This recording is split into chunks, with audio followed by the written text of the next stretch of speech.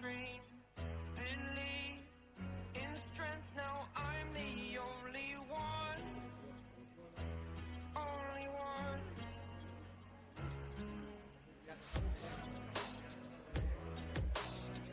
I was an ordinary boy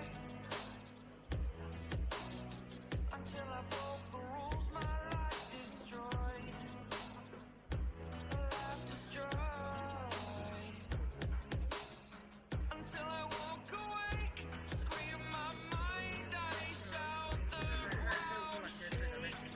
How much can I take? My mind will break. Will it break? Can I take? Drage dame i gospodo, da vas evo lijepo sve i pozdravim, dragi inovatori, poduzetnici, sve vas srdačno pozdravljam.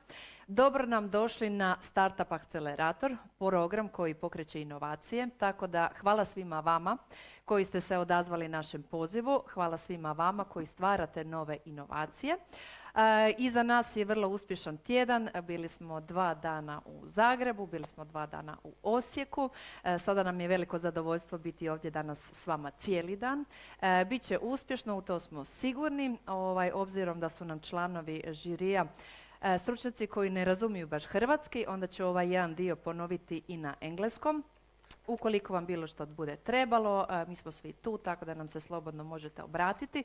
Ovdje imate pokazivač vremena, tako da možete i pratiti svoje vrijeme. Ja ću naravno pravila još jednom sva napomenuti. Okay, ladies and gentlemen, innovators and guests, we wish you warm welcome on behalf of Croatian Agency for SMEs, Innovation and Investments. HAMAG-BICRO is the key government agency for SMEs, initiated Startup Acceleration Program to support innovative startups, development and individuals.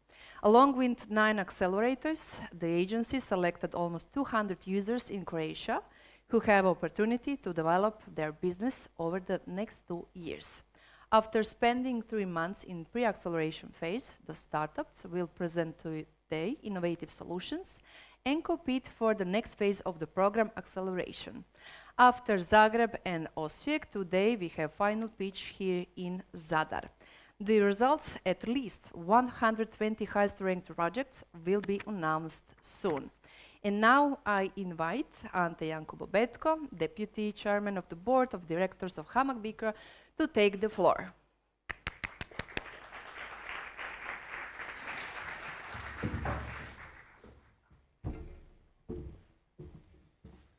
Dragi poduzetnici, dragi akceleratori, kojima se ovom prilikom još jedan puta zahvaljujem što ste dobro za sada, vidjet ćemo i danas, ali ne sumnjam u to, pripremili naše start-upove da nam predstave na najbolji mogući način sebe i svoje ideje. Kao što je rečeno, HAMAG-BICRO je ključna vladina agencija za podršku poduzetnicima u svim fazama njihovog razvoja. Od same ideje, razvoja, komercijalizacije i kasnije internacionalizacije. Ovaj program je osmišljen kao sustavna potpora poduzetnicima, ne samo da im se dodijele sredstva, nego da se na neki način formuliraju mentorski odnosi između njih i akceleratora kako bi na taj način postali što uspješniji, dobili neka znanja možda koja nisu imali, a da ih to previše financijski ne opterećuje. Danas ćemo odabrati, odnosno ukupno u Zagrebu, Osijeku i Zadru, minimalno 120 startupova koji će se uključiti u taj program. Kasnije ćemo te startupove isto također i mentorirati i ostavit će im se mogućnost za izlazak na strana tržišta. Konferencija će se održavati na engleskom jeziku, prvo zato što ono što je najbitnije, ako se neki visokotehnološki startup razvija, vrlo teško će on moći egzistirati na hrvatskom tržištu. Hrvatsko tržište je premalo. Treba međunarodno tržište, a onda tu priču treba graditi u startu. Osim toga, da bi sve proteklo u najboljem redu i da neko potpuno objektivan može to sagledati, uzet je strani žiri, vrlo respektabilan, koji će nam pomoći zapravo u definiranju i odabiru najkvalitetnijih u koje će država uložiti i na taj način ostvariti određene rezultate. Ovaj program se provodi u okviru nacionalnog plana oporavka i otpornosti, tako da postoje određena pravila i određene stvari koje mi moramo ispoštivati proceduralno kako bi ovaj program zadovoljio i onaj svoj zapravo formalni dio. Ja ne sumnjam u vaš talent, u vašu želju za radom. Želim vam danas svu sreću da se predstavite u najboljem mogućem svjetlu i želim vam svakako jedan uspješan dan i jedan dobar provod i da steknete nova poznanstva. Hvala vam puno. Thank you to Mr. Ante Janko-Bobetko. Now let's briefly introduce the members of the jury. Alessio Caracci. Hi, Alessio. Is an innovation expert with a decade of experience in European funding programs. From 2015 to 2021, he supported leading deep tech startup across Europe in securing funding from EIC Accelerator. Currently, Alessio leads Unknown Group's public domain ecosystem, overseeing the development of projects for clients, including the European Commission, UNDP, EIT Urban Mobility, and EIT Food. Additionally, he serves as independent expert evaluator for multiple EU-backed innovation funding programs and mentors within various startup support initiatives.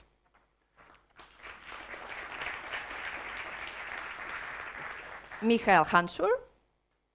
Hi, Michael. Michael Hanschur is Chief Science Officer in Biotrace with 10 years experience in pharmaceutical company, mainly oncology, over 10 years of experience in diagnostic companies in product management and sales, and 7 years hands-on molecular research. And Robert Bruckner is an accomplished finance professional with over 20 years of experience in corporate finance, private equity, risk management. Is a partner at Trace Capital Advisors. Robert leads initiatives in lending, special situations, growth capital, real estate across Germany, Austria, Switzerland, and Eastern Europe. He has a strong background in structuring complex transactions, conducting due diligence, and managing principal investment, with particular focus on distressed assets, renewables, AI, and biotech sectors. Previously, Robert held senior risk management roles at KA, Finance, AG, and BAWAG PSK, overseeing credit and market risk functions. S ovim sam I ja prošla pitch. And now let's outline the main pitch competition rules. Ovo je jednostavnije. Each participant has total 5 minutes to present their project. 3 minutes for the presentation and 2 minutes for questions from the jury. The end of the allotted presentation time will be marked by a beep, ili tingi-wingi, ili beep, nešto tako. After which we will proceed to the next project. Participants have been assigned numbers based on the scheduled order of appearance. And every 1 hour we have a break, 10 minutes on the second floor. So be on time, please. And now we invite first team to join us on the stage, team number 1. Are you ready? Yeah! Dario će nam probiti led, sada ćete vidjeti kako to treba izgledati. Dario, dok sam tu, ovo je mikrofon za tebe. Okay. Jesi Is li it već on? Let's go. Let's go, let's go. Ok, ovo ti je za prezentaciju, ideš prema dolje, ne gore odmah, prema dolje. Ukoliko vam ne radi, slobodno kažete next i kolega Valentino će pomoći, ali evo ga. Turn it on. No, Yes. no. But uključio pa uključio. Jel sad radi? Okay. Thanks. Da ti ja vrtim. Šalim se. Ok. Dario Vuljanko, 3D Executive Management Systems. Okay. Bye bye. Let me present the GVerse Nautical, a solution connecting the high ends of nautical and golf tourism. A perfect nautical golf scenario, like you can see in Dubai, where golfers play golf overlooking the Dubai Marina, or Atlantic City for a nice round of night golf in a simulator after a hard day of sailing. Or you can just do a simple Google search and find out that golf and nautical tourisms are match made in heaven. Yet, none of these scenarios are near us, not in the EU. According to European Federation of Nautical Destinations, EU's SME-owned marinas don't have the funds to access such content, which leads to shorter stays, lower per berth investment, and consequently to mass nautical tourism. We're here to change that with the GVerse platform that combines spatial computing, XR simulations, and metatech and AI to create nautical golf-centric dream scenarios, where nautical tourists who are addicted to golf can enjoy their favorite pastime during their vacation, and EU SME-owned marinas get access to the content previously available only to large international chains. Držite samo mikrofon cijelo vrijeme. Okay, I'll skip the tech talk. We are a spin-off of E2 Green, a top European space startup who know how to connect spatial and weather data to Web3 and blockchain to create Web3 enabled spatial digital twins that serve as foundation for our games and hybrid simulators, which lets us tee off at the junction of 50 billion plus euro nautical and golf markets and cross-sell to more than 100 million golf and nautical tourists, SMEs, golf course and marina owners. Of course, when you enter the high end, it's a competitive Shark Tank, and you compete with international marine chains and unicorn startups from VR and tech golf like Top Golf. But we are confident that with our advanced feature set at the fraction of a price, we can cherry pick our competitor networks and rock any boat. With our G product suite, consisting of tokenized 3D models of real-world assets, XR games and marketplaces, and last but not least, Top Golf's hybrid style simulators at a fraction of a price. This gives our clients access to high-value arrivals from the tourists with the biggest wallet in the tourist realm, extended stage revenue and content revenue, and finally, access to tokenized investment uptake. So their customers become their investors, and they'll never be lowballed by any Turkish, Chinese, or Russian chain again. This is our team. We are an experienced team of second-time founders who worked on projects like OpenAI, Eto ga nam. Reversible Labs, and so on. Questions? This is it.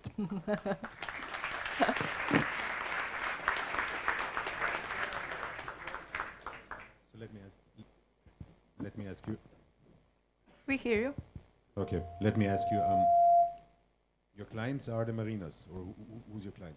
Our clients are marinas who are seeking for extra content. We can scale also to premium lounges at airports. Everything that works with high-value tourists. Golfers always think about golf during their sailing.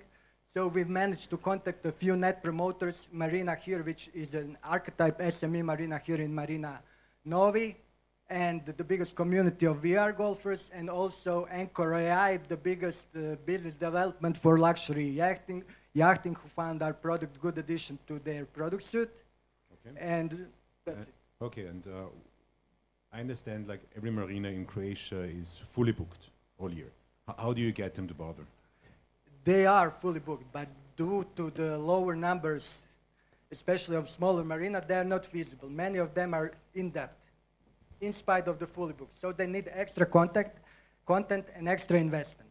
And we make that possible by democratizing the investment process with tokenization, which will now be possible also in the EU with the recent developments. And their customers are the best investors. They get rewards, time sharing, and everything.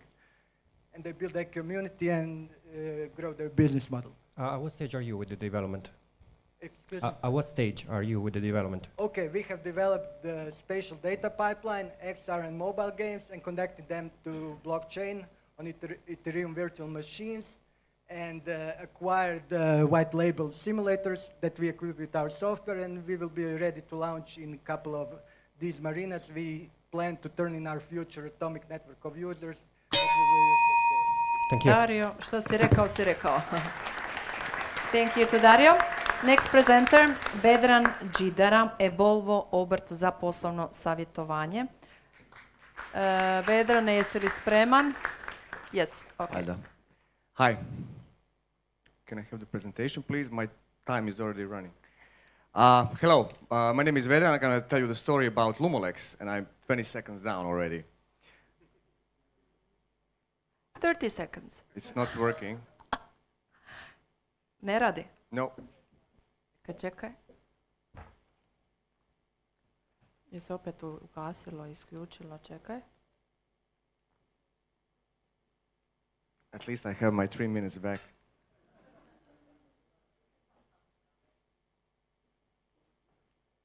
Ha, neće ni meni. Sad će doći. Pričekat ćemo trenutak.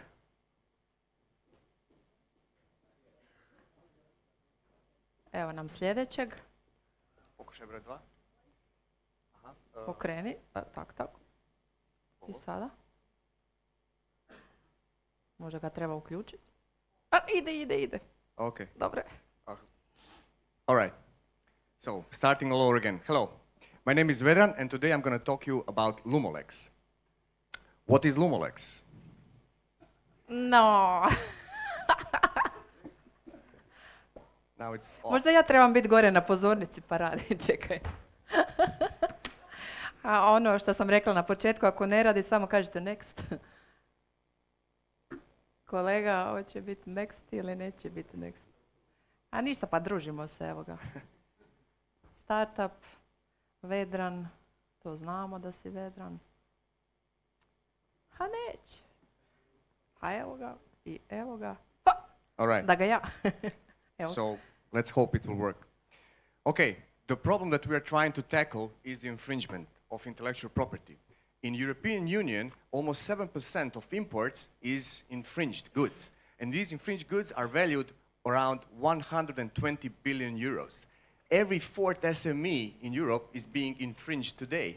This creates different problems like loss of market, loss of sales, and your consumers getting confused.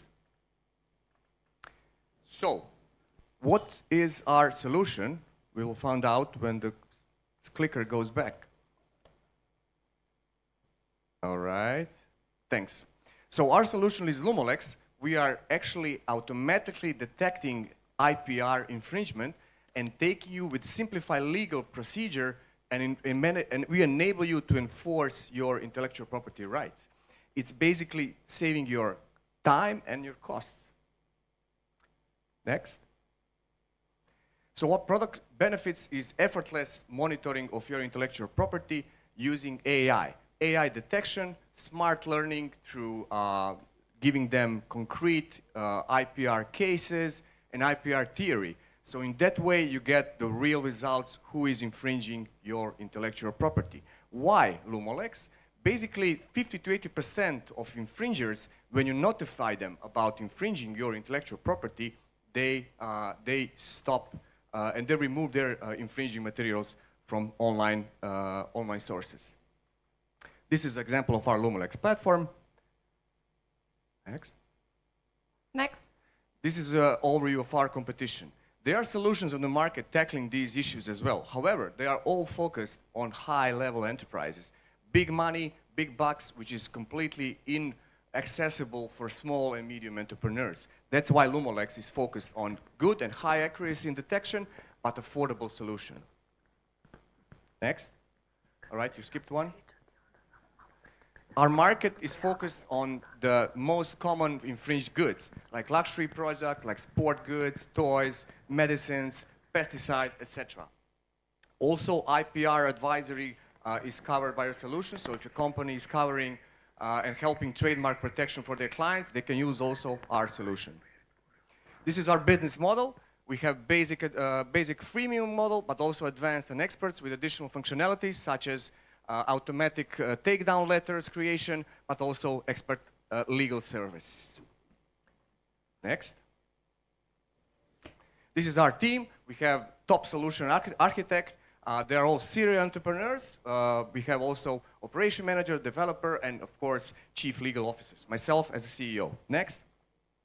Call to action. We need 25,000 euros to finish the product with all planned functionalities in order to have first customers in June next year. Thank you.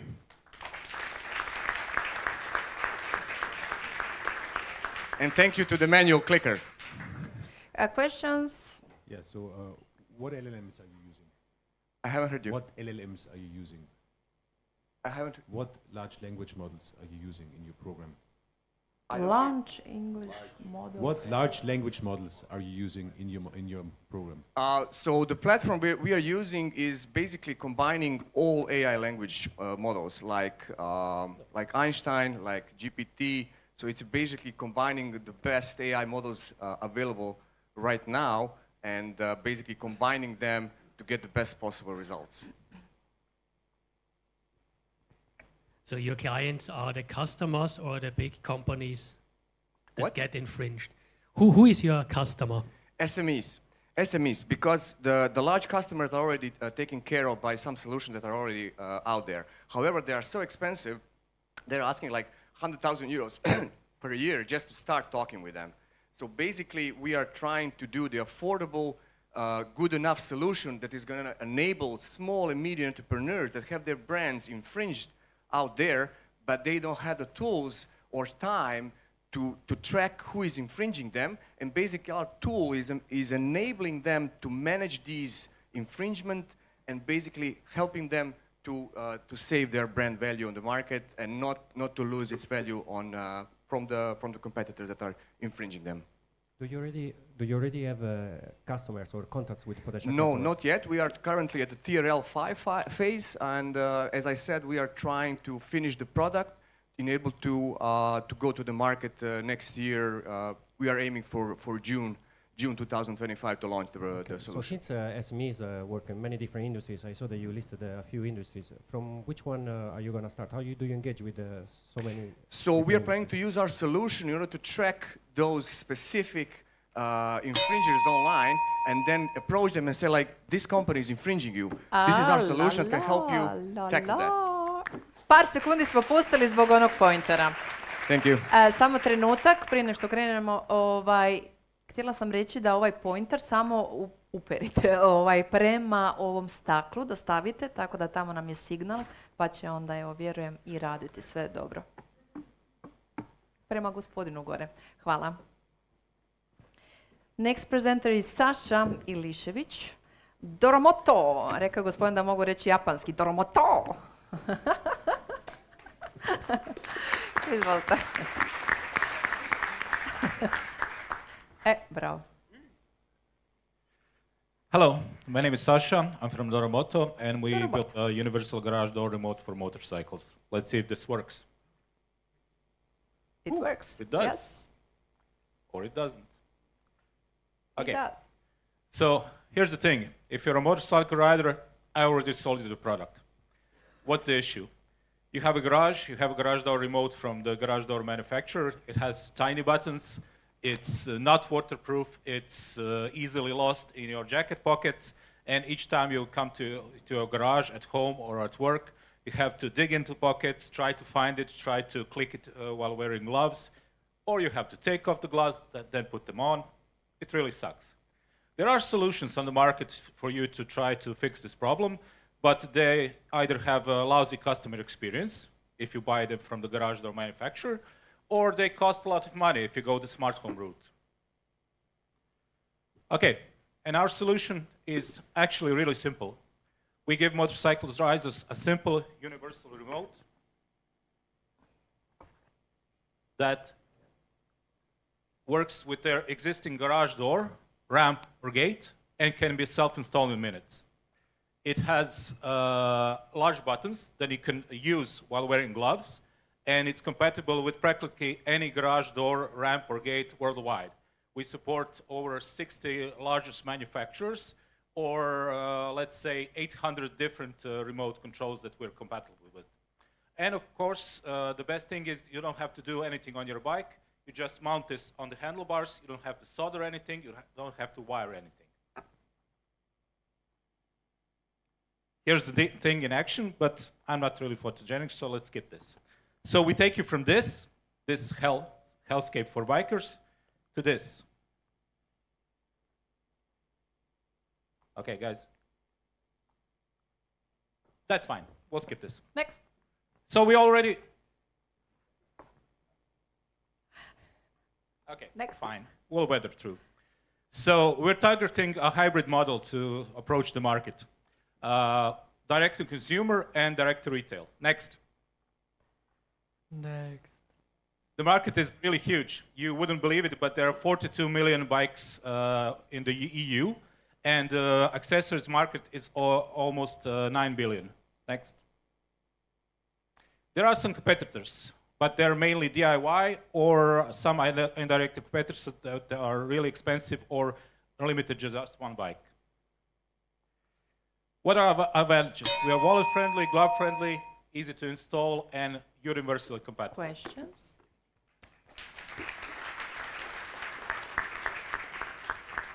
So the name is very similar to Doro Handle Easy. Is that? What's I said your name, Yeah. DoroMoto, is very similar to Doro Handle Easy 3-to-1, a product currently on the market. No, that on no, purpose, I don't know about that product. Is it a It's similar Swedish- product? It's a Swedish listed company that produces. Okay, Easy. there is a company called DoroMoto that has a trademark for Door Pilot, but that is an app-based solution that works only with their garage door remotes. I'm not aware about the Swedish company. Okay. And how far are you with your product? Is it finished yet? Is it ready to install? Or So yeah, this is a near final prototype. We are actually looking for funding of up to 100K to finish the design, to make the tooling for production, and fund the first batch of 25K pieces for immediate sales somewhere for the beginning of the next moto season start. So this prototype has already been shown at EICMA, at the Moto Fair in Milan last month, and we're partnered with Quadlock. So we're using their mounts to mount on the bikes, and they're also supporting us with access to their retail channels. So basically, they're helping us push to the market. You said your competition is expensive, you're cheap. What's expensive, what is cheap in terms of euro? Yeah. Our basic pack is 119 euros. You get the remote, and you get all the necessary hardware to mount it. If you go and buy a solution from a garage door manufacturer, you basically have to buy a new door, or you have to buy a retrofit model for it that costs around 300 to 400 euros, plus installation. If you go the smart home route, then you have to buy a smart home hub and a device for the garage door, which is also 300 euros. Thank you. The next presenter is Marijan Bračić from Legit Software, ali pričekat ćemo sam trenutak nešto da vas pitam. Obzirom da nakon 3 minute odmah su 2 minute za pitanja i onda mi imamo aplauz koji zapravo oduzme nekih 5 do 10 sekundi, ovisi koliko plješćete. Pa me zanima, hoćete li da onda plješćemo kad završimo svih 5 pa dok je izmjena, jel, da ne gubite vrijeme? Ok, znači plješćemo kad se sve završi. Time can move on. Okay. All right. Hello, everyone. It's great to be here. My name is Marijan. I'm the co-founder and CEO at Legit. So have you ever wondered what other people do while they think no one is watching them? Oof. Well, companies do. And I've been working with data for past 20 years, and I've seen how good companies really are at knowing everything about you. So protecting your privacy, which is a basic human right, is really hard, and especially today in the age of rising AI hungry for your data, it is becoming more and more difficult. So if you think about GDPR in Europe, you've got to know that privacy regulation have spread like wildfire all across the globe. So we have seen the market for privacy software rise. It's more than 40% of compound annual growth rate currently, and it's going to be over 25 billion by 2029. And also, if you look at these big brands, you got to think 3 things. First, all of them got really big privacy fines. Second, if you ask their engineers or their whistleblowers will tell you, no one actually knows where all your personal data is. And the third thing is, they didn't use Data Privacy Manager when they got fined. So what is DPM? DPM is a privacy automation and privacy governance software. It's an AI-driven platform helping our customers solve all privacy challenges. And it's not just SaaS, it's TaaS, or Trust as a Service. So we work for almost every industry vertical. We have over 200 enterprise customers in over 40 countries. And if you think about it, privacy regulation applies to anyone processing personal data, and today everyone processes personal data. So where we are different compared to the competition, we didn't start with paper-based compliance or as a tick box exercise. We started as a data-based deep tech solution, and built on top of that technology, we have built smart privacy industry solutions. For example, for AstraZeneca, we handle clinical trial studies globally for all their patient data. Our team is very experienced. We have, if you combine our management team and advisory board, we have over 100 man-years of experience in building and managing big companies, successful companies, and we are currently, so our main KPI is annual recurring revenue. We are currently over 600,000 euro. And what we are doing currently, we are looking for a strategic partner to help us scale and grow the business, and we are seeking for 2 million plus euro investment. Thank you. Odlično. Taman će je vrijeme. Da, ovdje možemo pljeskat kad smo na vrijeme. Evo ga. Questions? Thank you. So I understand that you're already on the market with a platform that's already working, and you are looking for funding basically to develop the business. From a technical point of view, what are the next developments? Yeah, so we have a lot of ideas, and we have seen a lot of need in the market, specifically when you think about how to actually protect privacy. The only ones who are actually regulating it are the supervisory authorities or agencies and regulators, and every country has one. And what we can do with our technology is we started talking to them, and we can build technology for them. So they can actually do the, for example, data breach investigations better. So the companies need to be much better prepared if they know the agencies have the technology. So this is one of the things that we are doing. We are also investing in a lot of AI. So for example, we are doing data discovery, finding all personal data, searching for specific individuals' data, connecting all the dots using AI.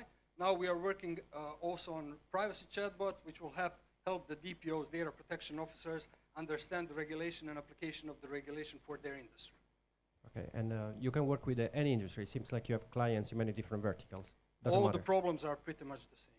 And do you have limitations in terms of regions? Like it works for Europe, but Yes, so we started selling a lot in the Middle East region as privacy has become a hot topic there because they have like copy-pasted the laws from Europe, but it's happening all across the world. So Middle East, for example, is one very hot market for us. But do you need to customize the solution for different regions? We have a global knowledge base of privacy regulation we have built into the product. Okay, thank you. So question for me, it seems like you're already very successful. What are your plans to get out of the startup program? To get even more successful. I mean, we want to scale up, you know, we want to grow, we want to be a global company, so we need to compare ourselves with the US competition. It gets a lot of money, training money. Lots of money. Thank you to Maria. Marian, next presenter is Marko Sukureški from Ultrax Technologies. Hello everybody, my name is Marko. And da možda nisi uzeo krivi prezenter, taj ću ja uzeti sebi. And I'm a CEO and lead founder of the Ultrax sport technology platform. So my background is I'm a professional strength and conditioning coach for the last 20 years in Dinamo Zagreb, Croatian National Federation Institute of Sport. So during my career, I have the opportunity to work with all of these people who are one of the best athletes in the world. So during this period, I always ask myself, what if I have all the data from each of their competition, injury, training, sleep, what would be the value? So the problem is that coaches still don't understand the data. Organizations very often buy expensive softwares and they don't have the resource for using it. So we create fully automated platform where coach need only to create event, and after that, complete data capturing, analysis, interpretation are automatically. So inside of our platform, we have organization tools, training load tools, performance, medical, drill builder, and hardware integration, but also we have our own hardware for tracking the athletes. The solution is not only sports solution, we can scale up in the fitness and the lifestyle medicine. The market is very big, so 17.5 billion at the moment, and with some prediction of 90.6 reaching in 2030. So our first step is region, UE. So here we have around 700,000 clubs. So if we take only 0.6%, we can have annual ARR around 5.6 million in next 3 years. So what are our unique value? We are coach-centric approach, we are multi-sport approach, we have price modularity, so for small and the big clubs, we have software and hardware, and in the future we will have the big data potential. Team of founders have domain expertise in sport, technology, and we have also global connection. We have team of 16, 10 developers, 6 in commercials, and we have partnership with Real Madrid, University of Notre Dame, Croatian Olympic Committee. So at the moment we have around 50 plus software users who are paying, and hardware solution in MVP. Our revenue was 140. We get EU funding from 1.4 million, And 2 weeks ago, we closed this round. So we are searching for partnership to scale up in the European market. Thank you. Aplauz poslije. Questions? Thank you. So your customers are the coaches, right? No, it depends. It can be coach, it can be club or sport federation organization. So because of this modularity, we can approach the different level of the sport. And for the coach and the sportsman are different products, or is it the same product? No, it's the same product, but it's on their level of understanding the data and resource of the managing the data. Because I'm questioning, because there are some apps outside, and for coaches it's different because a coach has, let's say, 20, 50, 100 athletes. Yeah. How do you fit that in one application? It's very okay. You can create the team. Each coach have their own. So teams. you create the team and have more athletes. For Yes, the coach. we can create club, team, federation, different level of federation, and so on. Okay, let me ask you about the data you're using. I'm quite familiar with that because we're just starting a primary study with where we monitor 30 athletes for 6 months. Do you have like blood work analysis? Do you know what these guys eat? Do you measure the lactate measurements? So what we have 360 degree, so we can connect any kind of hardware and pull any kind of data. At the moment, we have a GPS system inside. We have notation analysis. Now we are connecting on smart watches, so Apple Watch, Samsung Fitbit, Oura Ring is very popular at the moment. So in the future, we can very easily through API connect to any kind of data source. Okay, but you don't have it yet. We have it. It needs 1 week to connect for each. Okay, but for your training plans, I assume they're generated. You said they're generated using AI. What infos do you require to generate training? At the moment, we are developing the AI, but we have what-if solution, and we have defined some data patterns. Thank you. Thank you. Next presenter is Mario Špadina from SeaCras.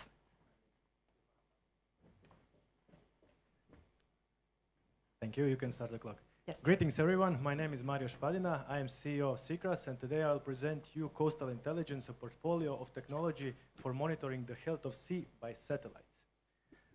By working with private companies and public actors in the blue economy for several years now, we understand that there are basically 3 problems that they all face.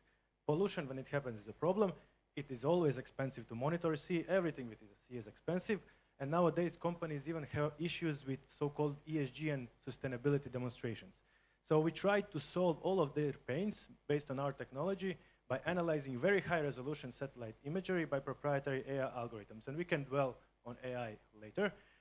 But in essence, what we give them is monitoring over larger area, more frequent, being 6 times more affordable than competitive technologies.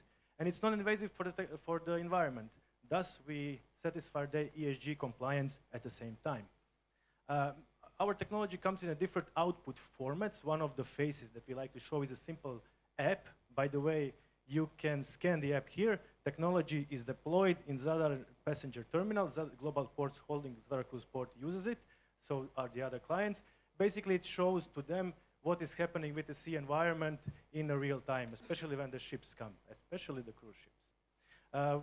We have established basically a monopoly over Adriatic, and we are now expanding to the Red Sea and the Caribbean in our market expansion. 2 months ago, World Economic Forum named us top 5 most innovative companies in the blue economy in the world, which is thank you for them because they made a huge marketing for us. We are operating in coastal tourism, environmental monitoring, urbanization, and maritime transport sectors. It is already around 8 billion in European Union with annual growth rate of market being 8%, more or less. And the estimates of the global market are a bit, let's say, 8 times more. We are currently kickstarted based on the traction that we have, a fundraising campaign for around 2 million euros, which will be mostly for marketing, sales, and bringing the operations of the company, which will get us not only for having a monopoly over the Adriatic, but to Mediterranean. Of course, we want to aim for the big money, which are Caribbeans and Southeast Asia. But the greatest strength of our company is our team. We have basically PhD level and the professorial level of all data science, marine sciences, chemistry, physics. and as well then as business experts in multiple domains. I'm here, please discuss, and also for the investors out there, we are searching for an anchor to participate in the round. Thank you very much. Thank you for the presentation. So who are your customers, the typical profile of your customer? So if I can go back, but I can just describe it to you.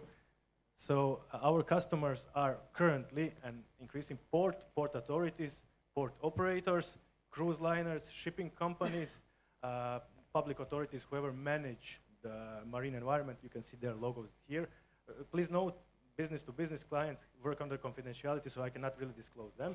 And then hotel resorts with beaches, whoever manages marine environment can use our tool, for example, app, not only to control what is happening, but also, for example, like a cruising industry, they use it to bring their value proposition in saying, okay, we do not pollute, or certain hotels use it as a competitive advantage, saying, okay, we have better quality of the sea, come use us better than the competition. Okay. So there's a multilateral value proposition. So somewhere in the presentation you said your parameters are processed basically real time. What kind of satellite data are you using to have this kind of results? Okay, so in distinction to competitors, which are many, by the way, we leverage very high resolution commercial satellite data, meaning that we go on a border of civilian applications. Everything above that is a military, so nobody can access it except you if you are US government official. So we are using those data. These are specialized satellites, and they all go into our generalized processing scheme, which means that any new source of data we can map. Which means, for example, if you open new geographical areas, we can accommodate to that by utilizing different satellite data sources. So you're saying basically every satellite has a different time frame, frequency, and you're able to merge them? Exactly. Not all of them. Some of them are too expensive, which do not make a good business plan, but we use most of them so we can have more than daily coverage over a certain area, which is more than enough for maritime transport and tourism. Yes. Thank you. Thank you, Mario. Next presenter is Krešimir Herceg from Bikademy.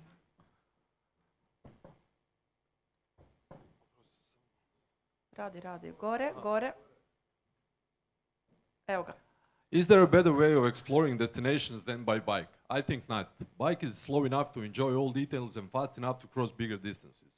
I'm Krešimir, founder of Bikademy and one startup, and wherever I went, I was working in cycling tourism and urban mobility for over a decade. I noticed the same problems anywhere in the world. So Bikademy idea occurred. Bikademy is encouraging people to cycle, to explore destinations by bike, and rewards them for it. Our main tool is Bikademy app, and actually we have two main features, for cycling tourism and for urban mobility. Cycling tourism feature is called Studies, and Study is a bigger area and exams are locations of cultural and natural importance of that area. So the task of Bikademy student is to visit those locations by bike, and after they pass all those exams of certain study, we reward them. It's very important to say that we provide complete marketing mix when we are opening a new study. So videos, photos, influencers, PR, and this recent campaign just got an award here in Croatia, simply the best for the Your Cycling Story marketing campaign. As we are, okay. Sad ću. Prema gore, evo ga. Yeah, I did, but okay. This is how Bikademy passing exams looks like. So the other feature that we recently put, as we are developing all the time Bikademy features, is mobility feature, and we are practically encouraging people to cycle every day, especially from home to work. We want to be inclusive, so we put 4 categories to include all kind of bike users. This feature is also this feature is also have internal parts for the companies and for the company and for the municipalities, and we are creating a special dashboard that tracks all live stats of the users, of the employees and residents, with CO2 tracking, CO2 savings tracking. Also, we have external parts that that are great for branding companies, municipalities for different kind of events. Special studies and special challenges, and these are just short-term features. Currently, we have 15 studies with nearly 3,000 users and big partnerships here in Croatia. Also, this is our business model based on 3 pillars. Our market is really, really big, and these numbers are only for Europe. We already have revenues, as you can see, and also our plan is to have over 1 million active users by the end of the 2026. We are all the time working on development, and blockchain is one of the things that we already started to build. Točno na vrijeme, odlično. This is our team, but okay. As I am a cyclist, so what are the categories I can put in the app? In the app, you have 4 categories based on daily total distance. 0 to 10, 10 to 20 per day, 20%. Yeah, I saw that, but is it only based on distance or also on height, decline? No. For now, only for distance. Because we released it in September. Okay. So will your users be mainly individuals or companies? For now, individuals. And we, since we put that feature and released it in September, we just got some talks with the big companies to implement it from the January next year in Croatia. Okay. And pricing? And? Pricing? Pricing is depending. But pricing is, for example, 50,000 euros for Croatian companies, but it has multiple levels. For example, they can compete between city and the city. For example, one big mobile company wants competition between the cities and their branches, but also in each branch also like competition between employees. Okay, and how much are you charging your current users? Currently, it's completely free. For end users, it's completely free. Who are the other companies that are developing similar solutions? We can say Strava, for example, but doesn't reward people. For example, doesn't have that 4 categories. They are just mainly made for the athletes. We didn't want to do that, but from the blockchain perspective, we have some, for example, Stepan, but it's not on the bike, it's earn to move, so we can also call them like one sort of competition. Okay, thank you. I eto ga, opet na vrijeme sad. Tung. Odlično. Hvala, Krešimire. Next presenter is Marija Pomazan from 11 eDay.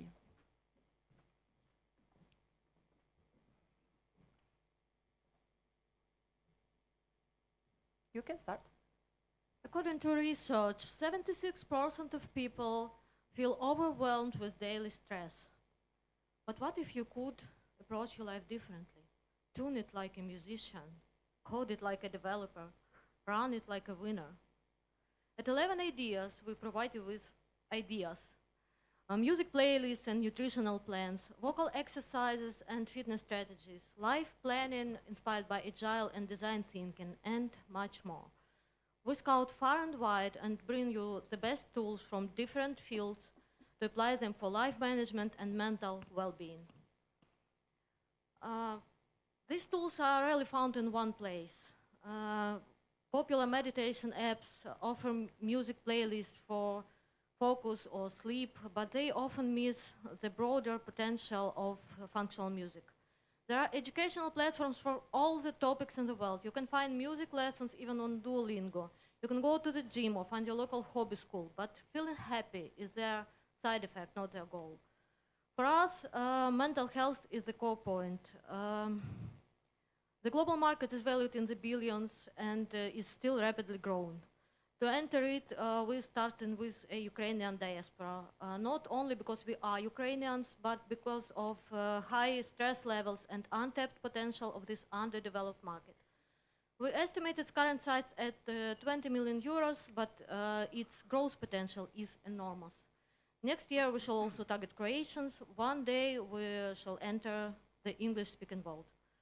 Our business model is a freemium platform which is available online and offline. It works perfectly for B2C, but we also believe in significant opportunities in partnering with companies and governments. Why trust us? I spent my career in content production, managing teams for 12 years and building a top Ukrainian audiobook company from scratch. My co-founder Natalie is a market analyst with 15 years of experience, and she also has her own creative business in Ukraine, which she continues to develop from Croatia remotely. We also collaborate with professionals from different fields like Anima, a Ukrainian startup which offers neuroscientific psychodiagnostics via eye tracking technology. We started half a year ago. We tried our approach at an intensive event in Zagreb and have an audience of 100 users. Now we are going to build a company, to build an MVP. We need money, space, and time. Help us, sound.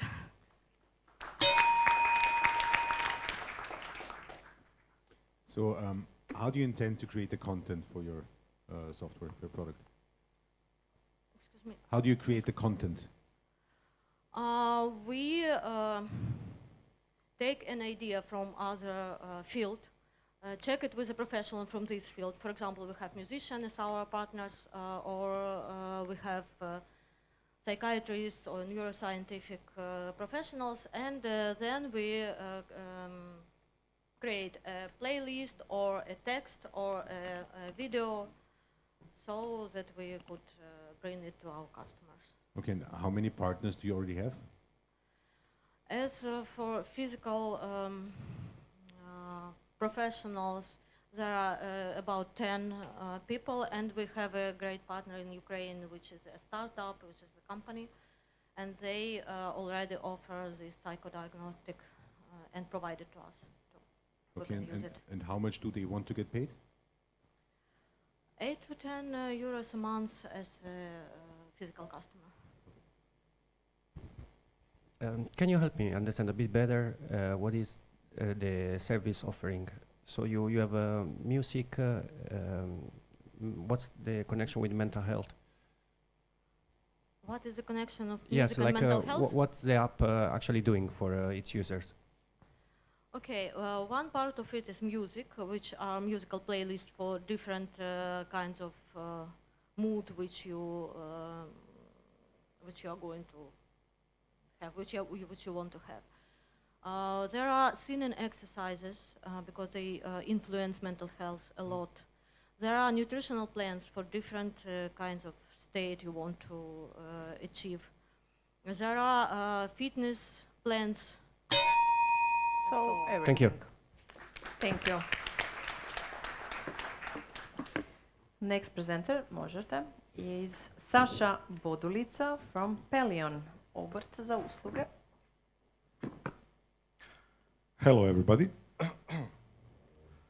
Okay, so about us, we are the web application for continuous sales qualification assessment. So this product or the idea was developed during my professional career as sales director for one huge telco company and as operational director for software as a service for a large software company. Our goal today, so we have it in action, but as a pen and paper, and our goal today is to digitalize the tool. At the moment, we have dedicated outsourced professionals, such as psychologists with vast professional experience of assessment development, and IT company as our tech partner. So what is the problem? At the moment, this issue is not addressed, so there are no systematic solutions. Our competition at the moment is our live educations, so people that come to the company and try to educate sales teams once or twice a year, and this is kind of a loss of money because you cannot track that type of investment and trigger the education towards the efficacy of one sales person. So our solution is to close this gap, to offer the unique systematic solution on the market, and as I mentioned, it's already created as a pen and paper, and we want to digitalize it. The market potential, just in Croatia, because we are a startup, so we see the companies with over 50 employees and over 5 million euros in revenue, so about 2,000 companies in Croatia as companies that invest already in these live solutions. And this is a trackable investment. So if you have a salesperson, you can track his efficacy with the progress of the tool the tool gives. Just the overview about the product. The sales cycle is divided to these 7 categories, and each of these 7 categories is something that we assess. The tool for assessment tool has been done using the most common standard psychological tests, so standardized tests using something like factor analysis, and of course with the vast knowledge in sales and for each of these sales cycle phases. For the past, I'll get to that, but this is just to give you the idea how the tool works. So this is the welcome screen. We have multiple different views. One view is for the sales person that fills it. The one is for the head of sales, so his team leader, and the other is for HR management if the company has many different sales departments, so that they can assess it within the. Just to give, okay, I have not many time. Yes, please ask. So, didn't see anything about your competition. Yes, I don't. I see the competition only as analog or live. So you have the companies. What about Salesforce Sales Cloud or HubSpot Sales Hub? They don't do the continuous advancement in the sales qualifications. They just do the, I don't know, if you need a new person, they just assess it once and then leave it to the company to take care of it. So this is a help for the head of sales or sales manager that wants to track his team's efficacy and development. So one person can have trouble with, let's say, doing the offers or making the arrangements or something like that. We can see which part of the problem it is and then suggest the educations. How do you actually track the efficacy of one sales rep besides the deal? Okay, so at this moment we tried the tool for two different companies and teams of about 10 people. We know their results in sales, and we've done two tests within 2 months, and with suggestions they can track if persons, as a matter of fact, has risen in efficacy. I don't know, if number of offers, number of meetings.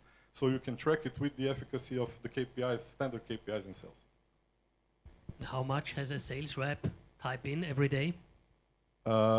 It depends on the team. So if a sales manager wants to track it in the beginning for each potential, for each sales potential, then it's done that way. But the other way is to do it once in 3 months, let's say, and track the development within those 3 months.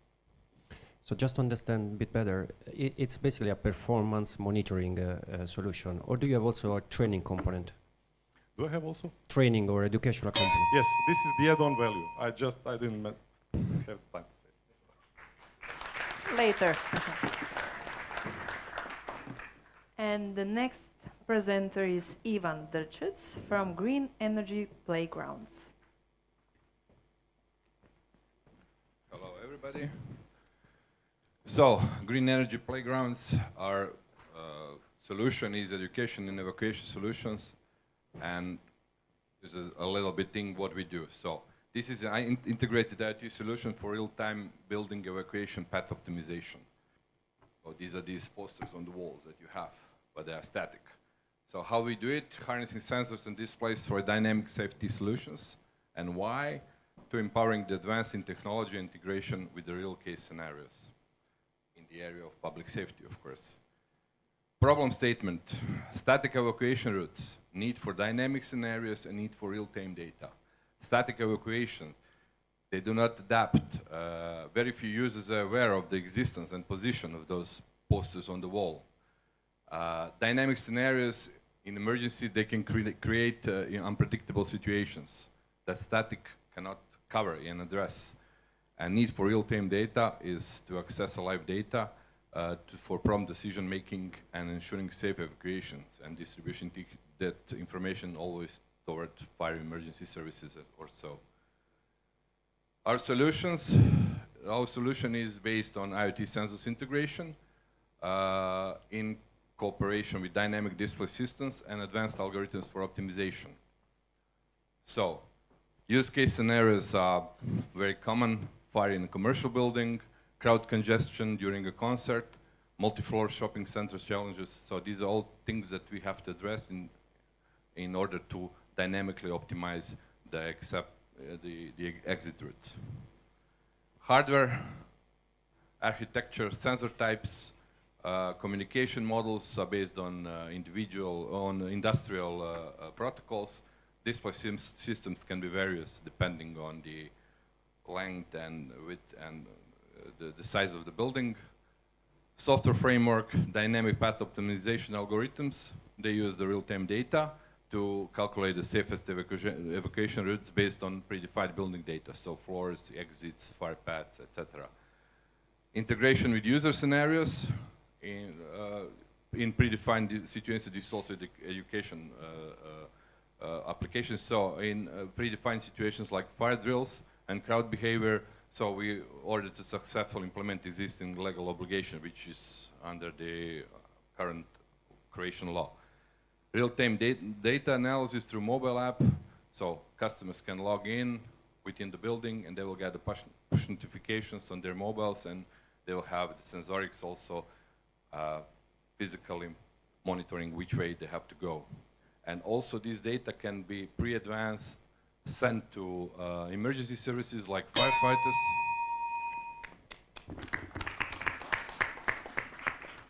Okay. So let me ask you, what it is you currently have? Sorry, what? What do you currently have as a product? Currently we have TLC4, we have some hardware, we have software, and now we are trying to implement everything in a kind of working prototype. It is working, but we are still addressing some issues and some problems, especially with connectivities within different buildings. Okay, and the software you program yourself? The software is self-deployed, so we made it so it's not so complicated because it's fit to the building. So you have to plan for every building. You have a different scenario, and for every scenario you have predefined themes that you have to implement in the software and follow this with the hardware. So okay, but it seems like if there is a live blockage in standard evacuation routes, you would either have to integrate the building or. This is a hardware issue, so you have to have a backup systems in place. All the sensors are working; they're independent. They are not, and all the communication is independent. So, not every time everything will fail. So we have different protocols and different ways of communication between sensors and the applications. So understand the customers would be the facility managers. Yeah. So I didn't get to that slide. So the market is 350,000 public buildings in Croatia.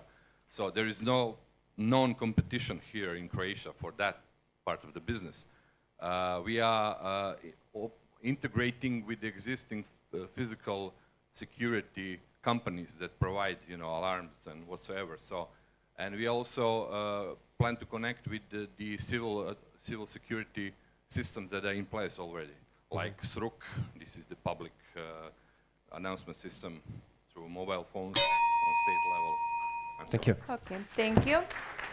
Now it's time for coffee break on the second floor. We have 10 minutes. See you again. Evo ga, vi ste prvi. Nakon pauze. Pa, ne znam baš da ćete...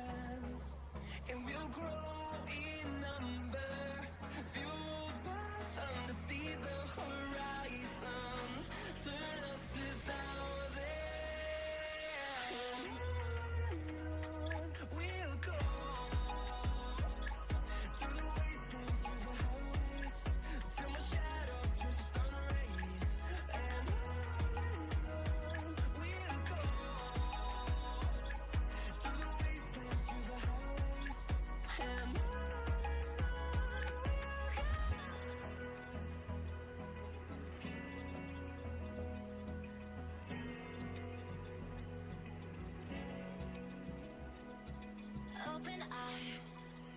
Feel the waves cut through me, hypnotized by the sounds I'm breathing in. Hold tight, chemicals collide. Hold tight, hold tight. Dripping lights paint the skies, all because of you. Dripping lights paint the skies, only you can make me move. You can make me move. Can make me move.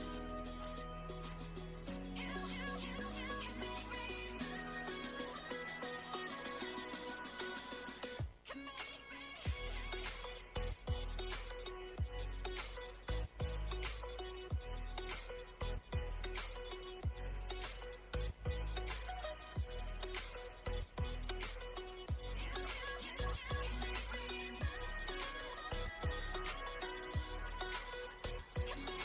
So alive, make it last forever.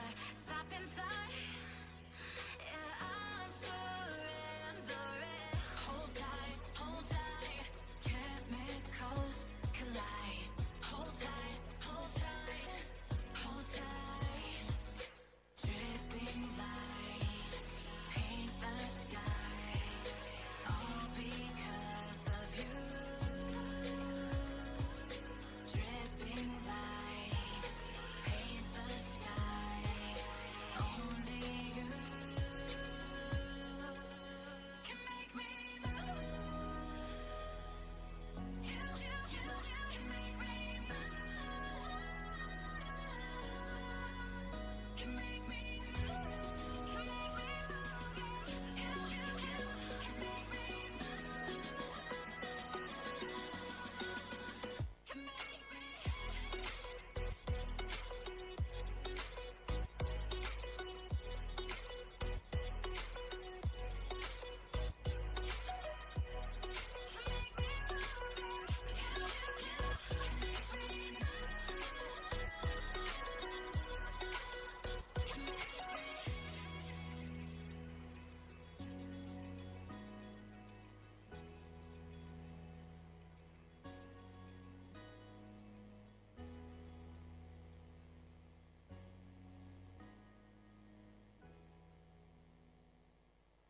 Like you, be strong to hold the powers of the sun.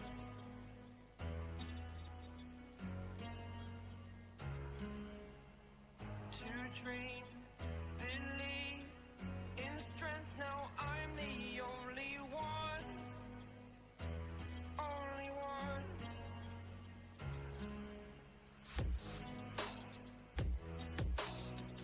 I was an ordinary boy until I broke the rules. My life destroyed. A life destroyed.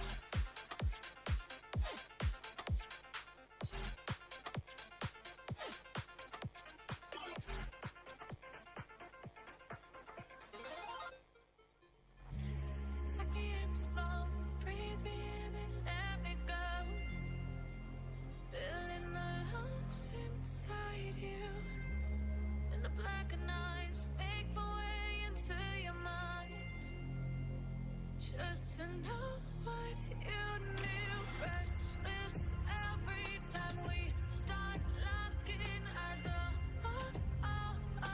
lost control. Oh, it's paradise with honesty, but I'm in the dead of the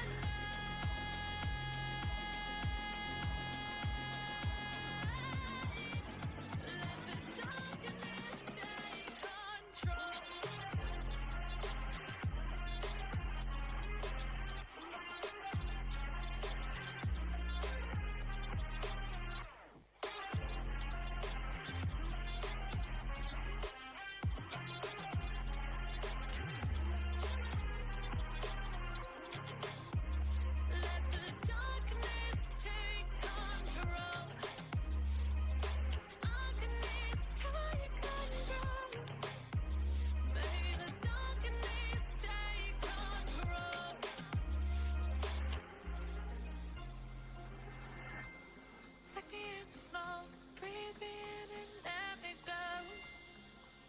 Sink to your heart to find you. Open up your eyes till you're blinded by the lies, so you can see what you do. Restless every time we start locking as a lost control. Oh, it's paradise with honesty, but I'm in the dead of the night. Teardrops on the floor, the pain is over. Feel the darkness take control.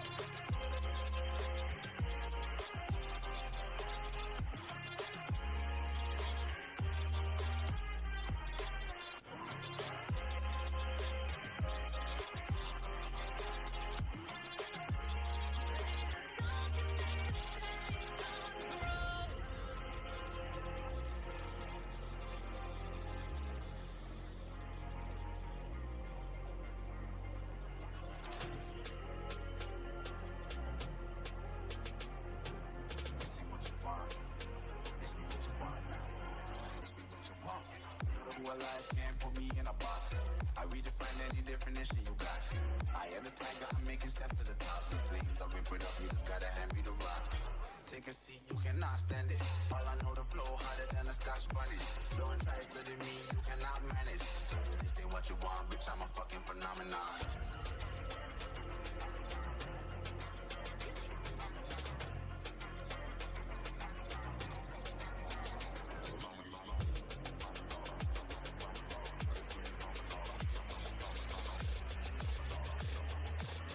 What you want, bitch, I'm a fucking phenomenon.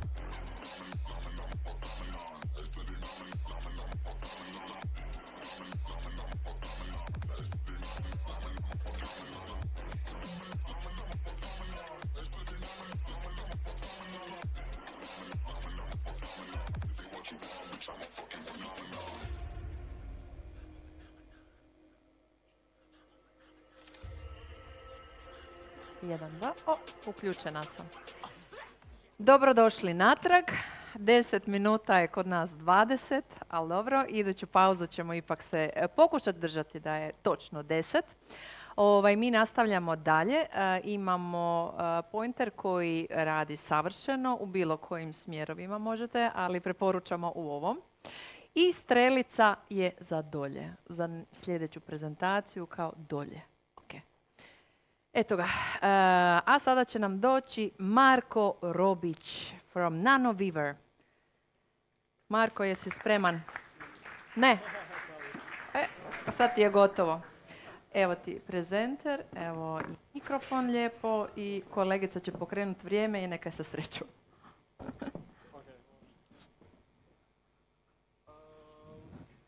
Hello everybody, I'm Marko. Today I will explain what is NanoV. Maybe you have experience if you come to a pitch and down, unfortunately, maybe in that morning you had a pimple on your face, and what are you gonna do now? So we already know we have we can use some makeup or something similar, but what is the actual solution? Because makeup can only make things worse. So we made the first portable electrospinning device that is meant to be a cosmetic product, but can also cover tattoos, scars, and etc. So how does it work? You just dissolve polymer into acetone, and you have solution you put in the syringe, and you can make devices creating fibers out of this solution you put inside. And you can make, you can put inside many additives like aloe vera gel or salicylic acid or something, so it can have some healing properties. The fibers are actually very, very small, 200 times than the human hair. And after application, which is actually a white fibers layer, you can apply some makeup. So then you can get a really invisible layer to cover your pimple or scars. So the polymer is biodegradable, skin can breathe easily through this layer, and it's very stable even during the night. So we can say it works for 24 hours or so. There are many devices on the market. Some companies are actually making like fiber care, this mask for the faces. Some other make devices that can be 4,000 euro, very expensive.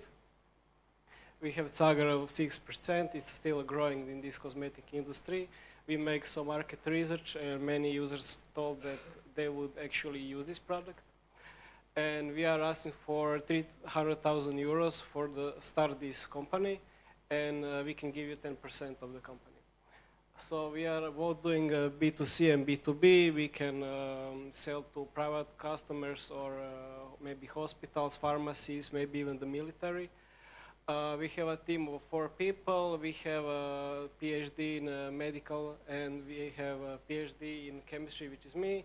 And Luka Savic is the CEO. He's doing some he's more into these textiles.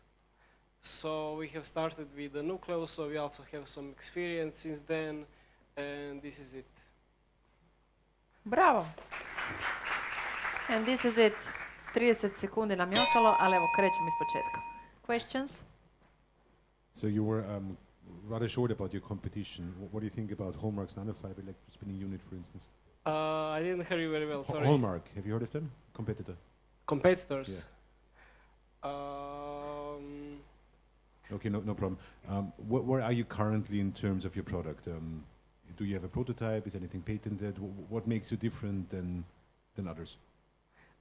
We want to reduce the price, and we are doing this 3D printing of device. We can make a special design that fix only to one person. Maybe person has some disabilities or is a left-handed. We can actually use this 3D printing to adjust device only for them. But we also want to reduce the price and make many different upgrades that other people, companies in this electrospinning don't have. So we want to actually grow, and we want to get some startup money so we can make solutions maybe for the healing purposes. If we want to go to the medicine, it will be 2 million euros for the startup. We need clinical tests and stuff like that, so we need even more. So this is just presentation for the cosmetic application, but it can be even medical or for military. Okay, but what exactly are you having now? Because, I mean, 300,000 euros for 10% is amazing, but it's a 3 million valuation. What do you have? Yeah, because industry doesn't require many regulations, so we can do it with much less money, like 300,000 euros just to make the lab and some instruments, and that's it, to pay ourselves. We have 4 people there, and that's it. How long does the layer survive on the face? Can you repeat? How long does the layer you apply last on the face? You apply for 30 seconds, it can last for many hours or even 1 day. It is long standing, yeah. Is it waterproof? Waterproof, it doesn't dissolve in the water, so let's say it's waterproof. It attaches to skin really good. Thank you. Next presenter is Anna Fuzul, Rearm.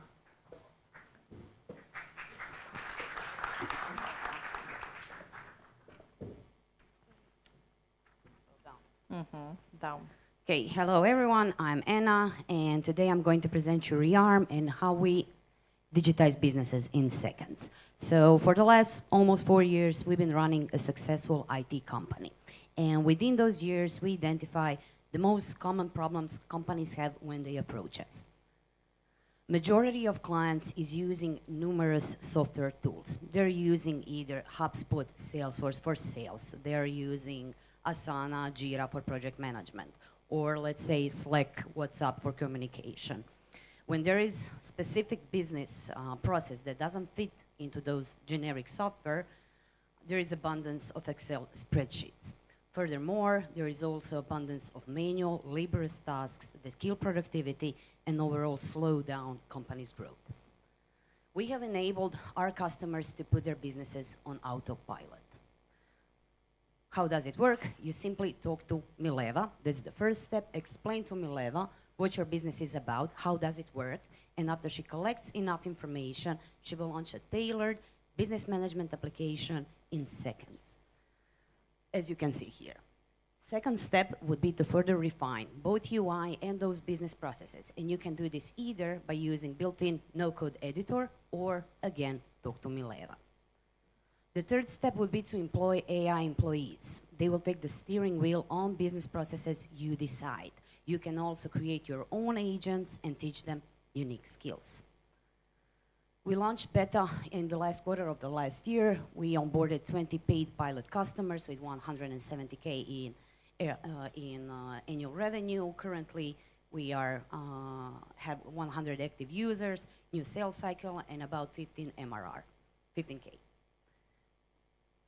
Okay, we are focused on small, medium businesses with more than 3 employees, more than 100K in ARR. Our obtainable market is 650 millions. We have a couple pricing tiers, SaaS subscription with setup fees, the business plan and enterprise being the most popular one. We do have competitors in the field, but they're either focusing on different markets or different problems.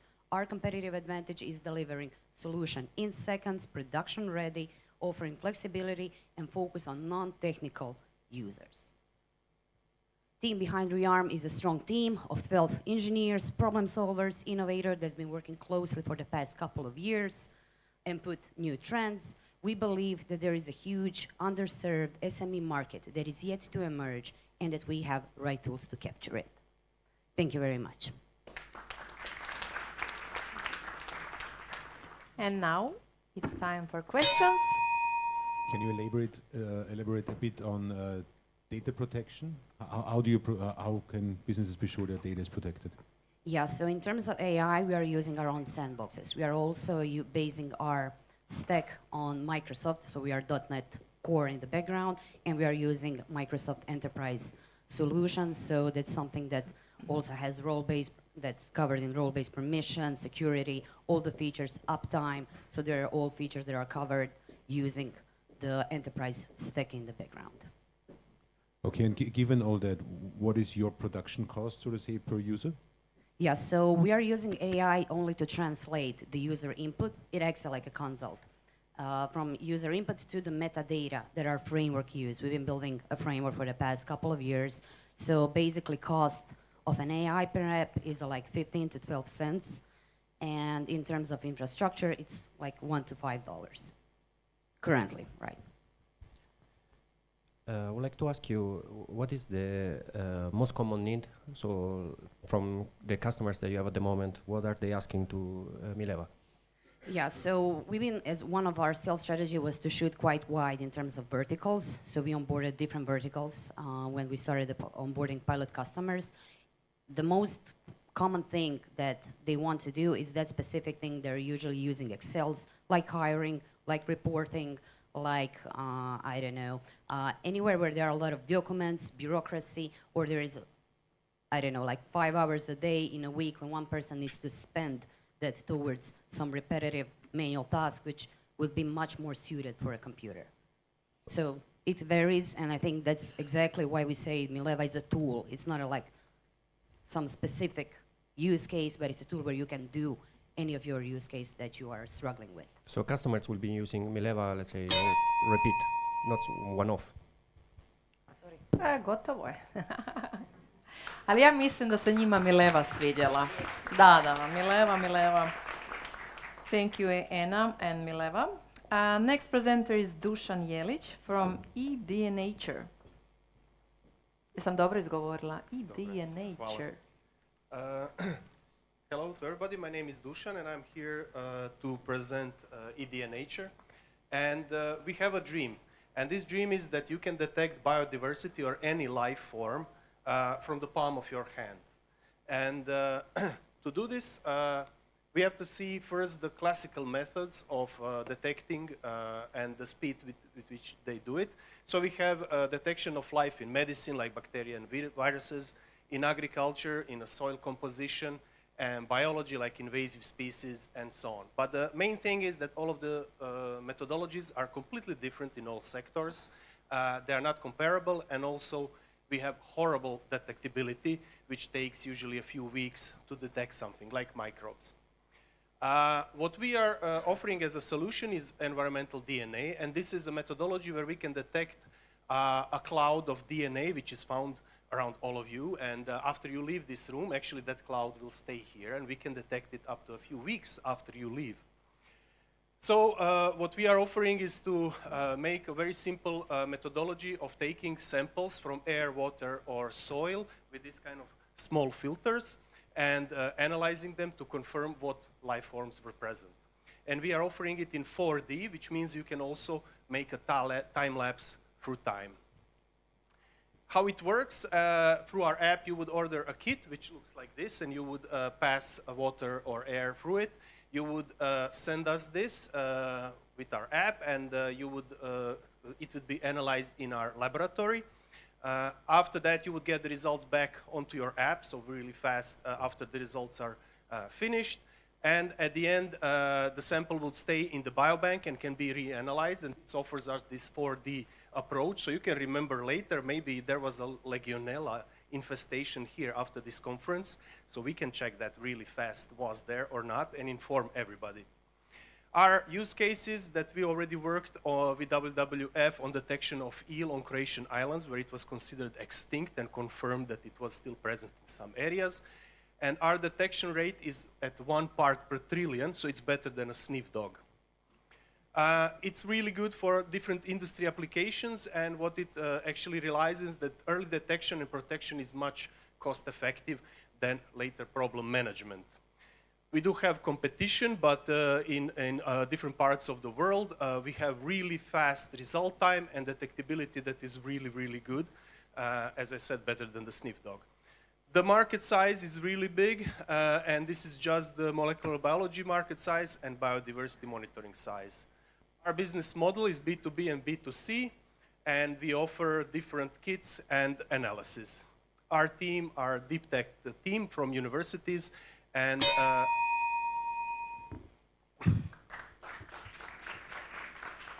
So a quick question. You were quite fast when comparing your, or mentioning your competition. How does your product compare to like EnviroDNA or eDNA frontiers? Well, mostly the locations where other companies that are our competitors are located are in areas with much higher price of the laboratory work and also the price of the analysis itself. We offer this platform which actually connects different laboratories, so it doesn't have to be done in our laboratory. It's a platform and to the end user. And at the end, we offer this 4D, which nobody else has, and that's that you can reanalyze all other samples that maybe were collected by other people. Let's say you want to find out when the eel went extinct. Okay, understood. And last question, did you check whether you infringe any patents from them? Excuse me? Did you check whether infringe any of their patents? No, actually this methodology is normally used in science. We are just building a platform around it. So you have a lab in the back? Yes, we have our own lab, but the platform will include other labs as well to spread in other areas. How many samples can you process in the lab a day, a week?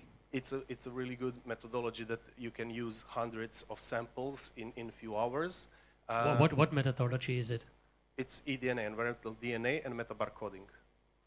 Okay, so it's a NGS sequencing, yes. Right? Do you see your main future customers as the B2B or the B2C? Both, but more B2B because there is already systems and laboratories that already do similar analysis and they can just reuse our system. And do you manufacture the filters in-house or do you acquire them? They are produced in China based on what we need. So your IP is in the platform? Yes. Okay, thank you. Just on time. Thank you to Dusan. Now it will come to us, Petar Slaviček from DeltaSort.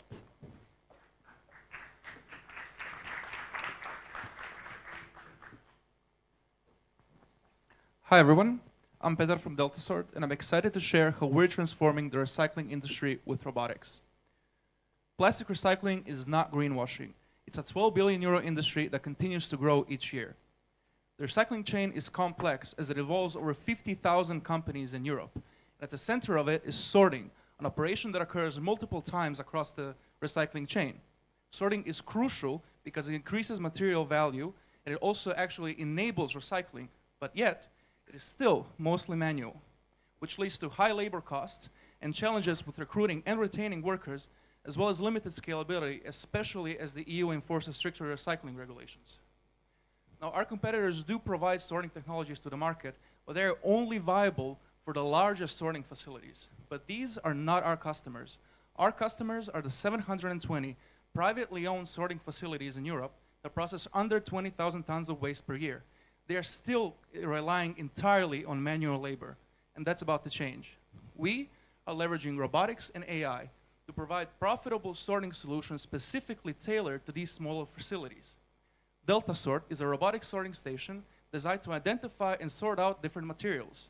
It is built for semi-automated and fully automated operation in facilities that still use manual labor, and there it can be retrofitted and operational in a single day. Our business model is B2B sales of an integrated hardware and software solution with a typical deal size around 150,000 euros, with about 30,000 euros in cost. There's also a subscription for maintenance. By entering this accelerator program, we plan to finance an additional pilot project in 2025 and to attend multiple international exhibitions to showcase our product to the world, to expand our customer outreach. Right now, we're planning for our first pilot project in early 2025 and aiming for a first sale in late 2025. In fact, we managed to land a partnership with a successful startup from Estonia called Trashify that provides us and our customers with a data tracking dashboard. And additionally, we use them as a sales channel, already connecting us with customers from Slovenia, Spain, Estonia, and Singapore. Now, my colleague Philip and I have been doing robotics together for over 10 years now. And we actually started the largest student robotics project in this country. We led a team of almost 30 people for the past 3 years to international robotics competitions. We know how to manage projects, and we know how to manage people, and to deliver on time and within budget. And right now, our mission is to become the leading provider of smart recycling technologies in Europe to empower facilities of all sizes to optimize their operations. If you're interested in talking to me about this later, feel free, we'll have a coffee. Thank you. But coffee, it's 10 minutes, so please. So my question to you would be, how many your clients, if they buy your product for, I understand, 150K, how many hands can they save, and how much? How many hands? How many hands? Yeah, you said they're so currently sorting manually. we are aiming to replace 2 people for one on the line, which means 3 to 4 people because they work in 2 shifts. So that's 1 robot. We price this so they can have an ROI within 3 to 5 years. How accurate is your robot against 2 people, experienced people? So that's hard to quantify, but the AI model's accuracy is over 95% for the fractions that we find that are most profitable, so different plastics. So the solution basically is software and hardware. What's your IP? Is it in the hardware side or in the development of the software? Well, it's difficult to define the IP because the patents on the hardware are expired years ago. It's general hardware. And the AI, actually the thing that is unique is the data sets that we collect with Trashify that actually allow us to leverage AI to use lower cost sensors to be able to achieve the same results than our competitors do with much more expensive hardware. And are you manufacturing the robots yourself? Or Yes. And how many can you manufacture? So we are currently on track to, we plan to make about 50 a year. Thank you. That's all? All clear. Thank you very much. Thank you. Next presenter is Domagoj Badanjak from Habaka. Hello, my name is Domagoj. I'm co-founder of Habaka, a platform for managing EV charging stations. In an ideal world, chargers would be everywhere. They would offer various payment options, and they would be powered by renewable energy. But the situation is different. Their network is sparse, their user experience is poor, and they are often, the electricity comes from fossil fuels. We offer a solution based on a standardized communication protocol that simplifies EV charging and solves key challenges for EV drivers, charging station owners, and power system operators. We offer diverse solutions both to charging point operators and entities such as hotels and retailers who see EV charging as added experience. When it comes to EV drivers, we offer various payment options such as app-free QR codes, but also reservation system, loyalty programs, and global access via roaming partners. We are also the only platform in the world fully integrated with all leading hospitality property management systems, meaning that you can start your charging with a hotel room key card and pay the process in the same manner as minibar charges.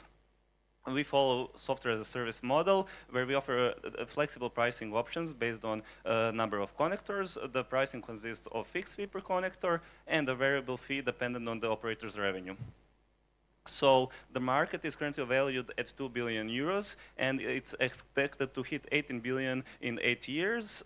Platforms like ours earn from 500 to 1,000 euros per connector annually, and we expect to hit around 5% of the market share by 2032 and generate around 1 billion in revenue. So our main competitive advantages are holistic approach and in-house development, unlike our competitors. And also we are targeting niche markets such as hospitality, which is 1,000 times bigger than the EV market itself. So far, we have developed a commercially ready product. We have already gained some market share, but our biggest task now is to increase our market share while continuously working on new features and explore a new potential strategic partnership. In addition to the media attention, we have secured about 200 charging point connectors so far, and we are in talks to hit 1,000 milestone until the end of this year. I know the clock is a bit ticking now. Also with our partners, we have control of over 400K charging points across the Europe. The team is consisted of 5 founders with over 60 years of experience in IT and power systems. We have 15 full-time employees from data scientists, engineers, sales, marketing, and thank you.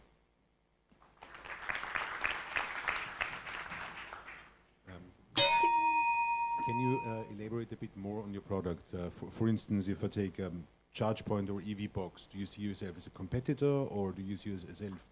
Yeah, a ChargePoint is a competitor. They recently, like a year ago, acquired also Has2B.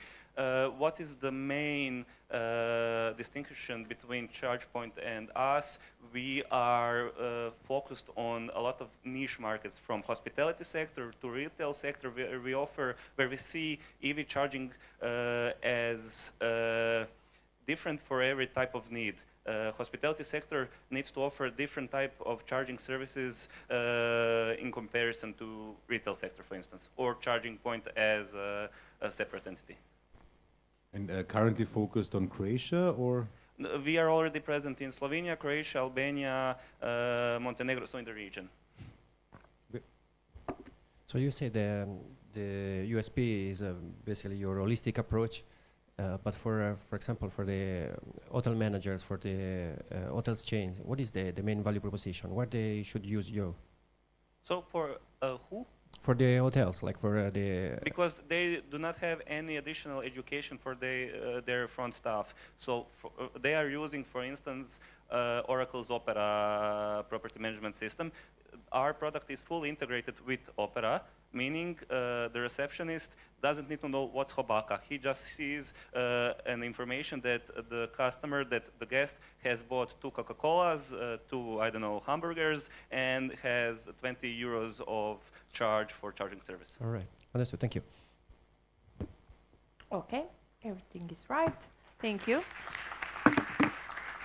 Next presenter is Jakov Kukun from Total Energy. No. Hello. Hello everyone, my name is Jakov. I'm the co-founder of Total Energy, a startup whose goal is to create innovations in solar industry and bring durable, efficient and eco-friendly solar cells to the market. Although widely used, silicon solar cells have their problems. They are ecologically hazardous to produce, they have reached their energy efficiency, and due to their heavy weight and rigid structure, they have problem integrating them into various applications. Our solution are the perovskites, a material that's lightweight and flexible, has higher energy efficiency, and it's truly ecologically friendly. But what makes perovskites truly stand out is they can perform up to 8 times better in the low light conditions, which is especially important in the northern countries, and it can be fit into 5 times more surfaces. We plan to produce a semi-transparent flexible solar cell that could be integrated into various surfaces, but we are currently focusing on the building integrated photovoltaics, as we believe is the most prominent industry to start with. Our business model will look like this. We will patent our technology, then license it to solar cell manufacturer, who would then produce perovskite solar cells. We would then charge solar cell manufacturers a fixed fee for our professional services and royalties for each unit sold. With this business model, we plan to profit up to 2 million euros in the year 5, and that's only out of 4 customers on our beachhead market in Germany. Imagine the potential if we scale up globally. With a market of over 100 billion and still rapidly growing, we believe there's plenty of space for new innovations and companies to join in. Our competition is good, it's really good, but we believe that we can offer a flexible, lightweight and transparent solar cell with market competitive energy efficiency that can be produced on a large scale and also customizable for more unique clients. Our traction really shows our hard work and dedication. We have won 2 startup competitions and been part of 2 great startup accelerators. And since then, we have come a long way. We are currently a team of 3 with Stjepan and Vedran as the technical founders and myself with a business background. And with the help of our amazing advisors and mentors, we have come a long way. I need to have a special thanks to Institute of Ruđer Bošković, where our technology is currently being developed, alongside the experts in the field. We are seeking for €500,000 to further our development process and to patent filling and everything that needs. Thank you very much. Kako si nam to sve brzo ispričao?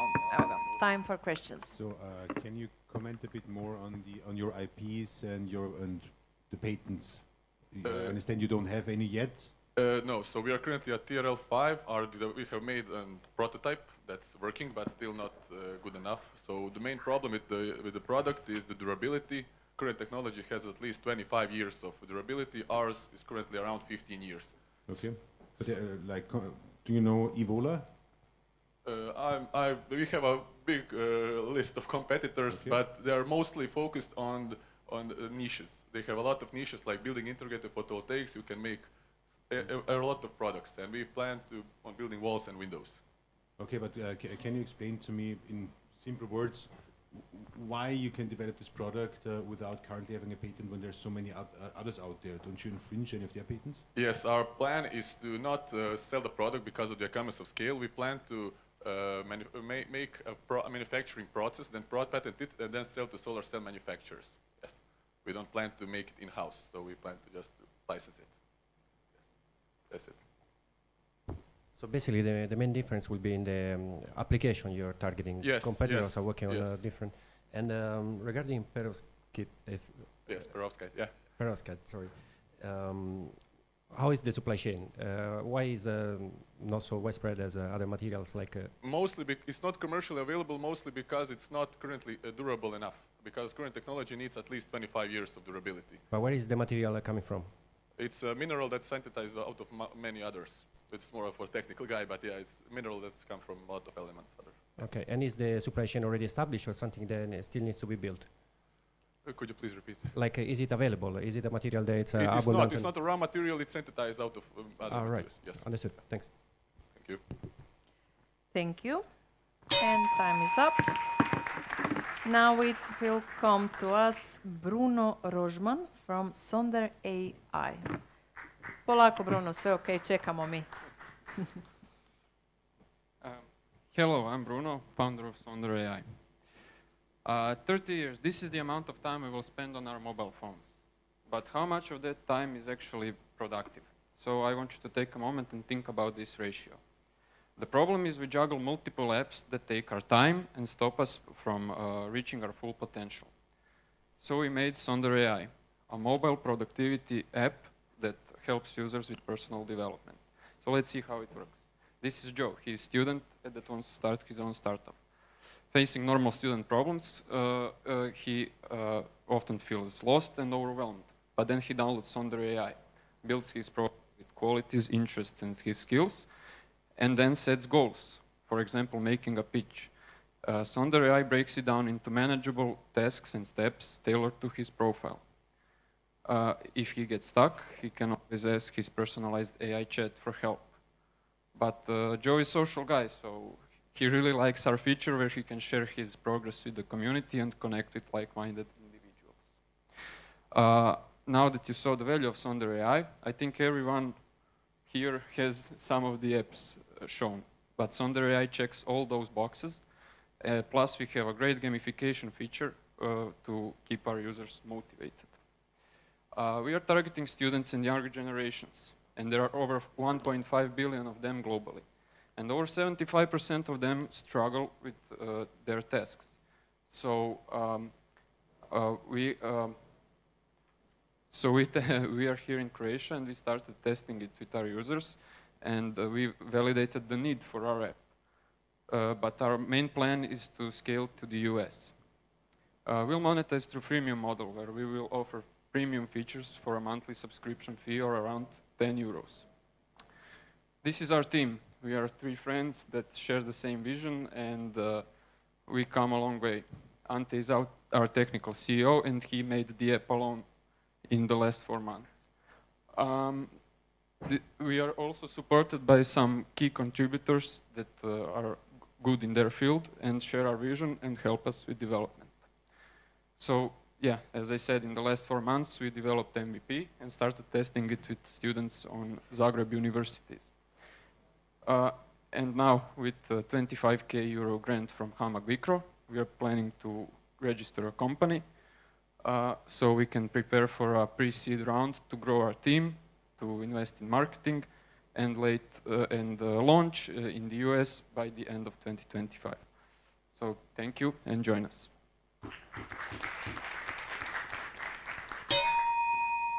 Do you have any competition?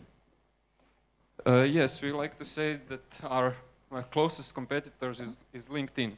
But on LinkedIn, there are many professional people, older people. This app is to empower younger generations and students to connect and to have a supportive community to build something and to develop themselves. Regarding the business model, you said you intend to monetize through premium features. Yes. What would be the typical premium feature? Okay, so premium feature would be like our main expense is AI API. So we are using Google Gemini, and we want to have the core features I shown free for everyone, but we will have costs when we scale up. And we are planning to have some limitations that premium users can then pay and use the app constantly without getting rejected after, I don't know, 10 prompts. Also, you can, for example, ask for some more individual and premium, like more individual insights from our AI model, but that will be paid. Also, you can customize the app, like, I don't know, you saw that we have the avatar. We are planning to give our users the access so they can personalize it more and stuff like that. So, yeah. Can you comment a bit more on your development plan and required funding for your development plan? So, what's the next steps? How long it's going to take? How much it's going to cost? Okay, so we are planning to get angel investment to go to the US and start developing there. We are now a team with 1 developer. Yeah, sorry. We can talk later. Thank you, Bruno. Next presenter is Barbara Kutarski from Learn to Help. Thank you, Jelena. You're welcome, Barbara. Imagine a world where every child has equal access to quality education, and children learn empathy and social responsibility from a young age. Learn to Help makes this vision a reality. We combine quality mentors and volunteers to students from lower educational backgrounds. Millions of children lack access to quality education. For some children, this is a school. So while we're discussing all these grand ideas, don't forget to give back. Young people want to help, but they don't know where to start. Young people are also facing isolation and disconnect. That's why we built Learn to Help. It's the virtual bridge of education, empathy, and diversity. We connect students and volunteers and offer them certification and internship opportunities. If you're thinking, okay, online education, yes, our competitors do a great job at education, that's true, but they're missing a few key elements. So we have high volunteer and high social impact combined with high social engagement, which means that we combine social media-like elements to make everything very interactive. Oops. 1 billion students, 1 billion volunteers. 30% out of that 1 billion volunteers is under the age of 25. That's our target audience. $800 billion in the global volunteering industry and $316 billion, these are real numbers by the way, in the online learning market, bringing our total market to over $1 trillion. Javite se. The black dots are countries with the highest volunteering numbers, and the red dots are the countries with the lowest educational numbers. The yellow dot is Croatia. 7% of people in Croatia volunteer. Together we can bring this number so much higher. Our business model is simple, free access to those in need forever, and our revenue is going to come from certifications, premium features, and partnerships. About the team, I spent more than 3 years in the NGO sector. I've lived and volunteered in places like Croatia, Tanzania, US, Mexico, and I have over 1,000 volunteer hours. And my associate Pavel, he's the one who brought this all to life. Right now, we're in the phase 2 of pilot programs in 4 schools in Croatia and Macedonia, so that's 2 countries already. And as for the investments, we're the final bosses of bootstrapping, so we built all of this with less than $100. So imagine what we can do with 25,000. And thank you, this is a QR, so if you have any notes, let me know. Thank you. Can you comment for me a bit on, do you expect to make money from this startup, or do you expect to services? Well, to the help thing the is world? that it has to sustain itself. So it's not, the point is not to get money from this, obviously, but it has to come, some revenue has to come from the subscriptions, for example. So are never going to charge for volunteering in itself, but for example, for internship opportunities, which you can get through being #1 on the leaderboard, for example, you can get it there, but you can also get a subscription model, which is the same as Red Cross, for example. Red Cross charges a membership of, let's say, 10 euros for being a member of them, you know. Mm-hmm. Okay, excellent. And how do you intend to recruit people who help? People just like to volunteer. I know that people don't really understand that, but I've worked in NGOs for some time, and there's a lot of people who really want to volunteer, you know. Okay, thank you. What country would you target first after Croatia? Well, I want to, of course, go to Tanzania because I work in an NGO there, and I think they really need help there, and I have the best access to them. So after that, I'm going to go to Mexico, and from Mexico, it has to be in the time zone, so obviously the US. So it's that time zone, and from there we're going to expand to wherever we can. So help me understand, it's basically a matchmaking platform to connect people that want to volunteer with the opportunities for volunteering. With students that need help in education. So for example, we have our partners are willing to donate for example, from A1, they're willing to donate the used laptops or something to countries or to schools that don't have access. So they're gonna learn from the laptops, you know. Wow. Thanks. Baš lijepo. Da, hvala. Next presenter is Marko Brkljačić. Marko, stage is yours. From Micro 365.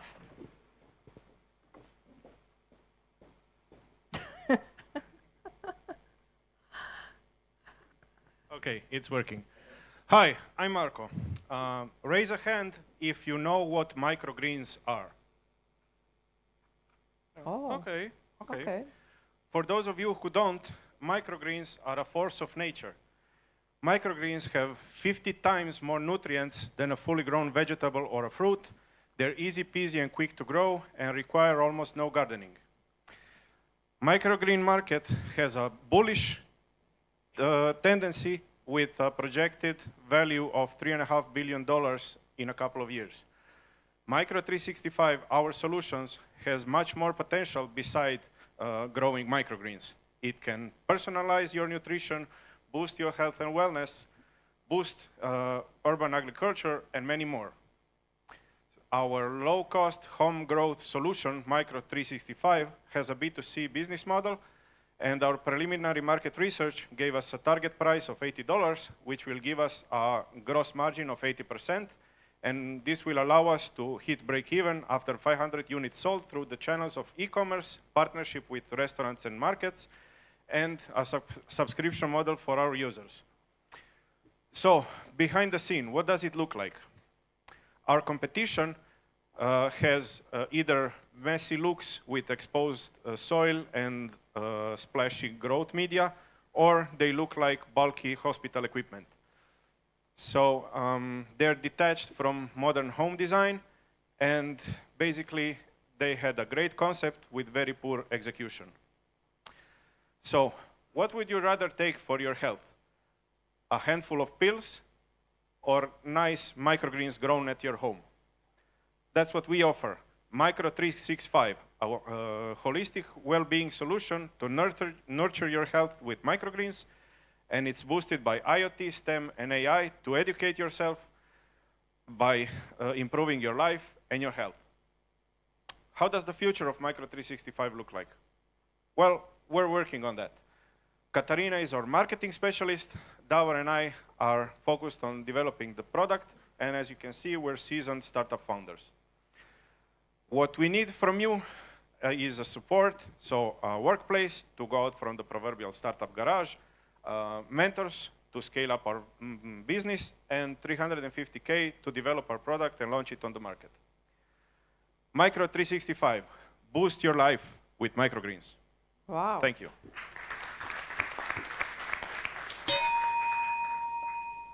So, do you have to educate people first that it actually tastes good, or how does it work? I didn't hear. Can you? Do you have to educate people first that the product they grow, they actually taste good on top of being healthy? Or is there a big market for that yet?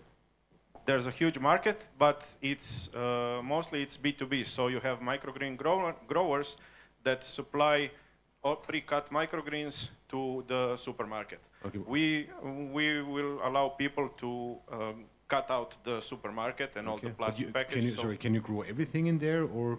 Yeah, what is yeah. It's universal for every kind of microgreens. Okay, then compared to somebody like, I don't know, AirGarden. Current solutions are adapted solutions for growing plants. It's different if you want to grow microgreens. So it's currently market solutions are like adapted solutions, so it's not the 100% potential like we have. We are focused only on microgreens. Do you already have a prototype? Yes, we have built a prototype. This on the screen, what you see is the next step of our prototype. So the prototype is basically something that you ship to people, and they start growing on their own. Yes. And yes. Do you provide? So it's the machine. It's a booklet with instruction. It's a QR code to access the knowledge database on the net, and then it's up to the user. And once you sold that, do you have also some kind of recurring revenue? Like, do you need to sell seeds or? Yes, exactly. So we'll have a subscription for the knowledge platform to access it, and of course, recurrent sales of seeds, etc. Thanks. Meni se baš sviđa vaš projekt, evo Marko, hvala. Next presenter is Anna Melvan from Beli. Samo polako, pričekat ćemo trenutak i da se svi sjednu. Marko, dobro je. Ok, možemo. Hi everyone, my name is Anna Melvan and today I will present to you our project OptiBiomics. So OptiBiomics is data-driven software that's connecting mental health, physical health and gut microbiome data in order to optimize patients' care. What's the problem here? The problem is that 75% of gut issues remain unidentified until it reaches a chronic condition. And this is happening because the health data is fully unstructured, there is no tools available, and also the gap between the scientific knowledge and clinical application takes 7 to 10 years. And this is where OptiBiomics comes in. So we are a digital precision nutrition tool where we collected and integrated a huge amount of health data. We developed our own proprietary mathematical model in the background. And with this, as a result, we are increasing clinical profitability by 20%. We are decreasing diagnosis time by 50%, and also increasing patients' health by 90% if they keep up with the nutrition plan. So this is the product. Our software is Google Analytics for gut microbiome. So the same way as Google Analytics tracks and analyzes websites and give you insight, we do the same with gut microbiome. So we have internal and external input that we feed to our core of the algorithm, and we provide healthcare professionals with 4 executive steps: personalized nutrition plan, additional diagnosis, supplement recommendation, and drug recommendation. This is the competitors, so what differentiates us from them is that we are the only one taking into account the mental health and having the fully holistic approach to human health. The market is huge, projected, worth actually is not projected, 28 billion at the moment, and compound annual growth rate is 10.6%. Our business model is simple and scalable SaaS, so we charge 300 euros per doctor, assuming 3 doctors per clinic. By 2029, with 370 clinics, this brings us to 4 million annual recurring revenue. This is our product roadmap, so we built MVP, we tested our product, and in the next 12 months, we want to connect all 132 diseases into the full picture. Up until now, we won 5 startup competitions, we won L'Oréal UNESCO Award for Science, and this is wrong, actually, we raised €500,000 of research grant for in vitro testing, clinical testing, and product development. This is the team behind the idea, so we are an interdisciplinary team where both me and my co-founder have PhD in the field. This is advisory team from science part, clinical part, and finance, and we are raising 750K to get us to 36 clients and MMP. Thank you.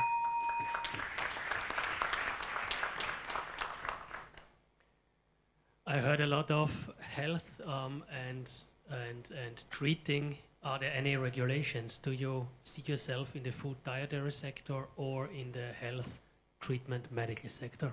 So it kind of depends. If we want to position ourselves as diagnostic software, in that case we need a regulation. If we position ourselves as raising red flags for doctors in order to help them diagnose better, in that case you have to be backed up by science, but you don't need a full CE mark as a regulation. And at the back end, you're not selling microbiotics or something like that. I didn't understand. You don't sell bacteria or something to swallow. No, we just do the It's data only analysis the and give the diagnostics insight and to doctors, and then the doctor does the diagnosis for the patient. So is there an indication how much more accurate your food recommendations are by analyzing the microbiome of the gut compared to just if you have this disease, don't eat that? So we did 2 clinical trials. One was on obesity, the other one was on mental health, and 96% of the people in one case lost weight, in other case felt better mentally. Their subjective feeling of stress lowered by 40%, and as for algorithm, the accuracy is 94% on data. Okay. You mentioned increasing clinical profitability. How do you do that? So from two sides, one is that we reduce the diagnosis time of the doctor so he can take more patients in 1 hour, and then on the other side, we provide them with new additional service that they didn't have up until now. So they can do the microbiome test. We also do the vaginal, oral, skin microbiome, and then give them the nutrition plan as a preventive care. Thank you. Thank you, Anna. It's time for a coffee break, 10 minutes, not 20. See you soon. Eto. 1, 2, 3, još sam uključena. Kolege, isključite me, molim vas.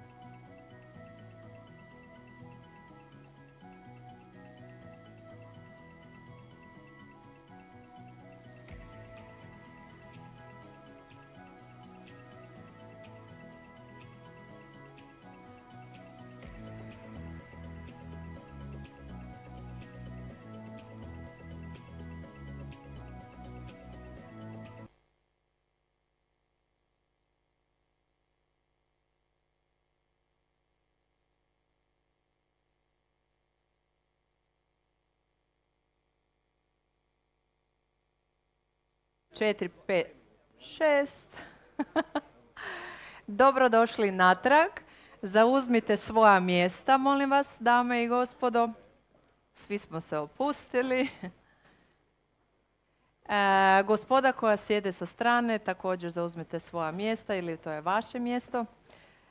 Sada su nam došle kamere, pa moramo biti fini i pristojni, i nasmijani i sretni. Ok. A to već jesmo.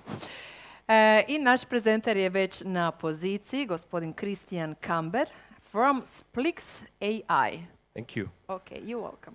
Welcome, guys. So, my name is Chris. I'm one of the 2 co-founders of Splick AI, security platform with an X factor. We do an end-to-end AI security platform. We are seasoned leaders. Myself, I've been 12 years working for Silicon Valley companies, including Cisco, Zscaler, Gartner. My co-founder Ante is a data scientist, and he was building and leading data science teams at, for example, AVL. Just a second. What is the problem we're solving? So you saw basically a lot of chatbots coming up and a lot of conversational AI platforms in the last few months and years.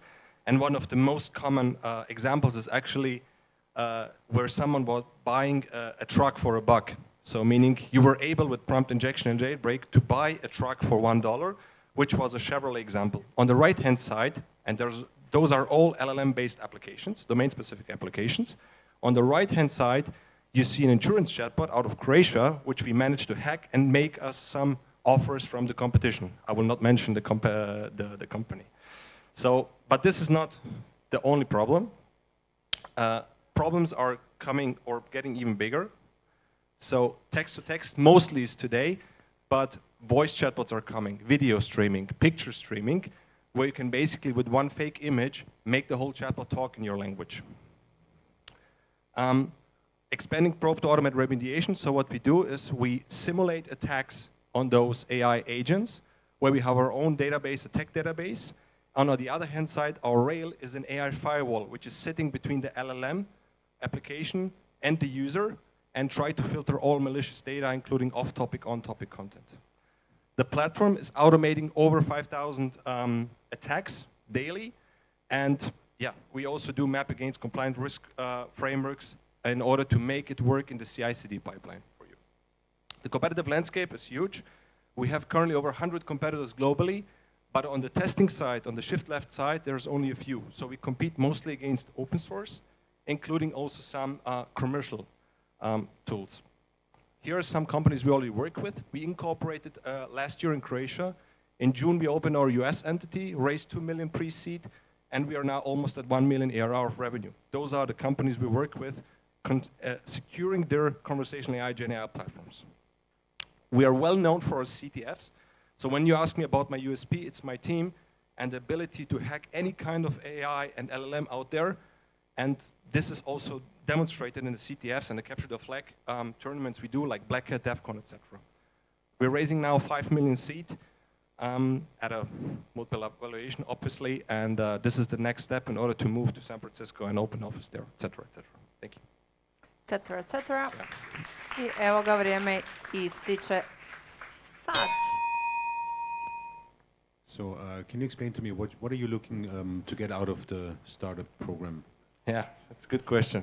For me, I think I wanted to say that up front. So first of all, I think there's a lot of great talent. I came back to Croatia because of that. I always wanted to open a startup here in Croatia, not in Germany, where I was living many years, because of this talent and less bureaucracy and stuff. So the program was very smooth. We have our mentor, Dalibor Marjanovic, who basically invited us. So, and there's, for me, it's the community and connecting with people I don't know, yeah, to be very honest. And of course, the Technology Park in Split, which is beautiful, and there will be more buildings, I think, as well. We invited only a few weeks ago people from Israel. It was huge, and we need to have more foreign people. I was talking to, I think, Darko right now, the airport. We need more flights. So I'm working on those things. I want to work with those things and connect with those people here. I agree that we need more flights to Zagreb. Yeah. I have one tomorrow morning at 6. So who are your typical customers? Sorry? The typical customers. Bigger customers? Enterprise. Yeah. So we work with software, with scale-ups and software companies from the Silicon Valley because they are early adopters, but we built for the enterprise. Because enterprises will have, like Allianz, they will have 300 GenAI use cases, thousands, which need to be secure at scale in the CI/CD pipeline. And how do you reach those customers? Oh, bottom up and top down. We do a lot of bottom-up approach work through OWASP, if you know the OWASP community. So we do a lot of research. That's why we're raising more money. Research is key to have a database. And bottom-up, of course, I do that through advisors, a lot of Israeli advisors, obviously. We do the Gili Ranan scheme. We do a lot of top-down and C-level approach. So you already have some potential customers?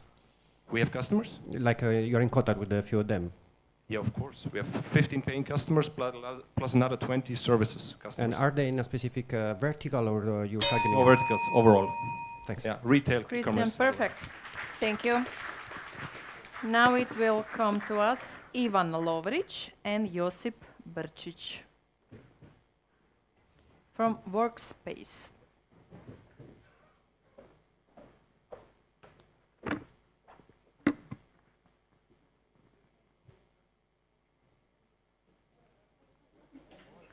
Did you know that over 75% of companies in the service and maintenance industry still track their work manually, relying on paper forms, spreadsheets, and disconnected systems? These outdated methods create many problems directly affecting profits and customer satisfaction. We are Josip and Ivan from Workspace, and we have built a solution that solves all these problems while seamlessly adapting to your workflows. So what is Workspace CMMS? It is a simple all-in-one software as a solution platform that helps you manage and automate your service operations. It comes with helpful features like digital service reports, data systematization, work hours tracking, and analytics support. And the best part, Workspace adapts to your existing workflows so you don't have to change the way you work. Unlike competitors, Workspace lets you keep your workflows as they are, without forcing any adjustments. Our system is designed to seamlessly integrate into your operations, providing a tailored experience that fits your business. Many industries are moving away from paper and manual systems, creating a big demand for our solution. With a huge growth opportunity, we're in the perfect position to fill this market gap. We operate on a subscription-based software-as-a-service model, ensuring scalability for both small and large organizations. Additional revenue streams include custom integrations and premium analytics packages tailored to specific client needs. Our multidisciplinary team has many years of experience in digital products and service operations. Coming from Croatia, which is globally recognized as one of the leaders in the marine industry, we have a lot of experience in that part and in that sector. This expertise has helped us gain significant traction in marine industry. We onboarded key players like shipyards, chartered agencies, and service providers, proving a demand for our solution. Additionally, we help our clients embrace sustainability by eliminating paperwork. With this success, we are now ready to expand into other service-driven industry. To make that happen, we need more connections. We are looking to grow our client base and support more businesses. If you'd like to learn more, contact us and we'll be happy to provide you a demo of how Workspace can improve the efficiency of your service operations without compromise.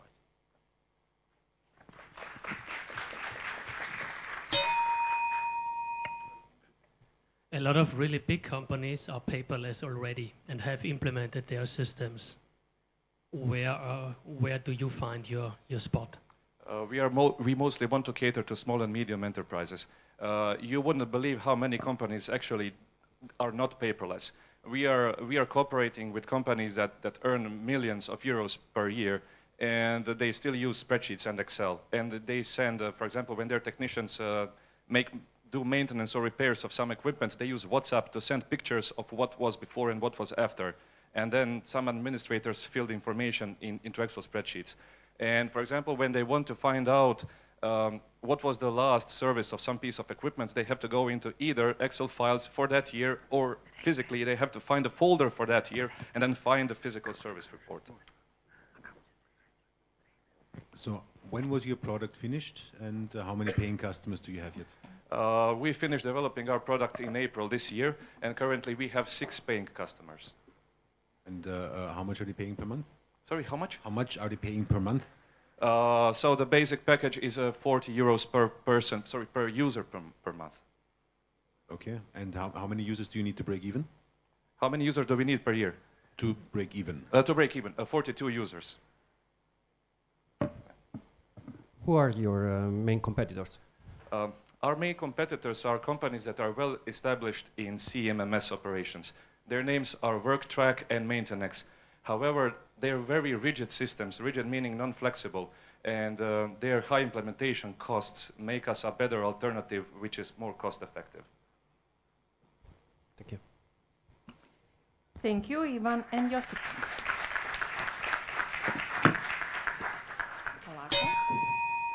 Next presenter is Miljenko Bakovic from Reinvent.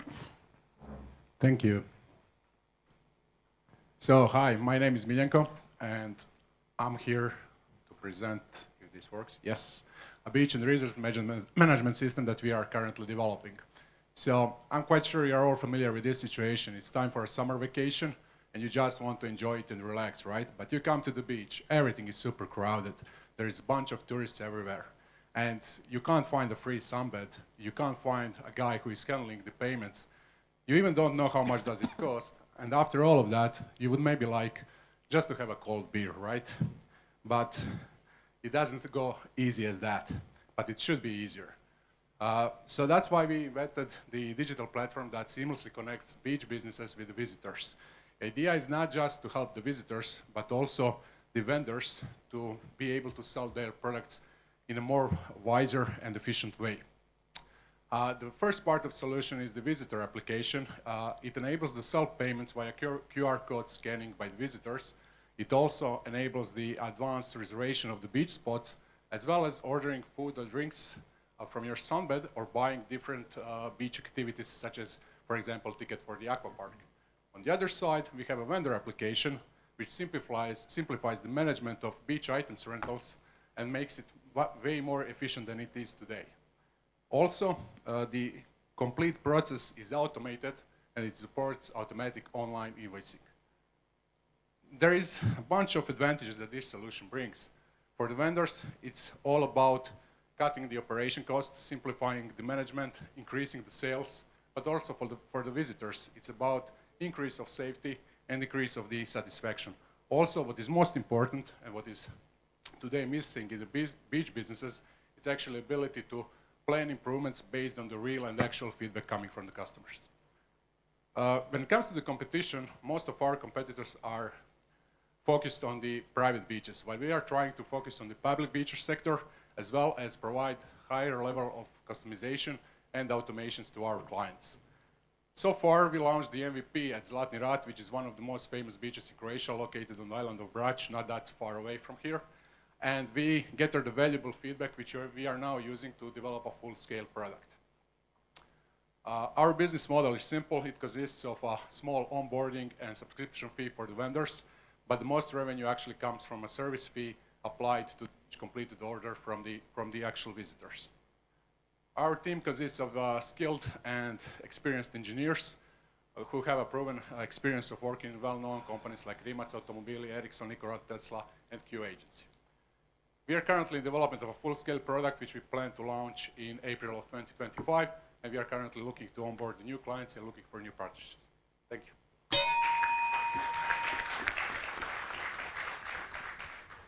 Thank you for the presentation. A couple of questions only from my side.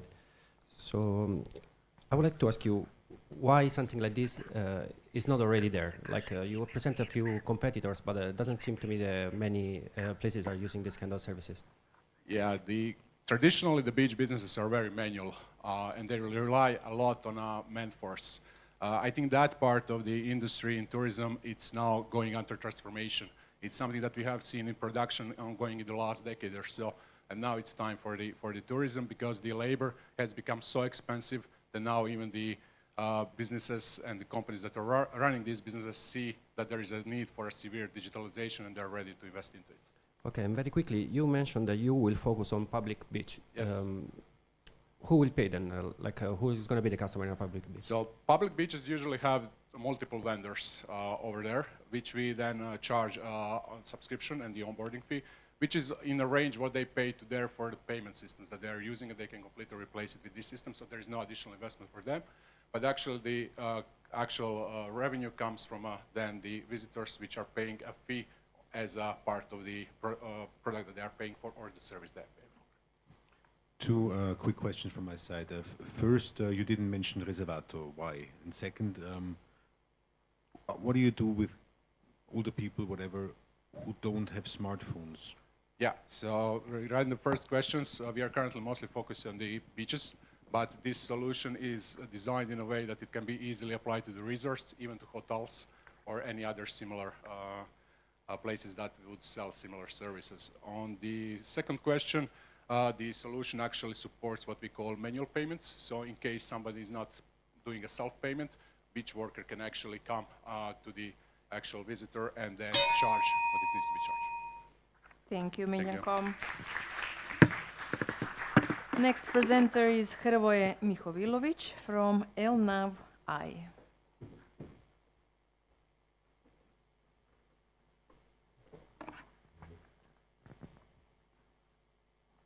Prema dolje. Good afternoon. I'm Hrvoje Mihovilović, a captain with over 30 years of maritime experience, a founder and CEO of Alnav AI. We prevent maritime accidents with intelligent human monitoring technology. Maritime accidents cause tens of billions of dollars in losses annually. The Ever Given incident alone caused a staggering 60 billion in trade losses. 75% of maritime accidents result from human error, driven by miscommunication, stress, and fatigue. Despite these challenges, existing solutions remain underserved by current technology. While fully autonomous ships might be decades away, we provide essential real-time decision support today. We have two products in the pipeline. Helm Order Monitor uses automatic speech recognition to ensure verbal radar commands are executed without errors, while speech emotion recognition monitors stress levels on the bridge. AwareMate addresses fatigue through AI-powered video recognition, monitoring the cognitive state of watchkeepers. Both solutions seamlessly integrate with existing systems, providing real-time alerts. We will monetize through direct hardware sales and subscription model. Our model is highly scalable with a lifetime value of 11,000 euros per vessel and an LTV to CAC ratio of 7. We are targeting 180,000 commercial vessels. The market for integrated bridge systems is growing at 5%, with 80% of companies we conducted expressing strong interest in adopting our technology. Our CTO, Ivan Bilishkov, has over 15 years in AI, having built and sold 2 companies.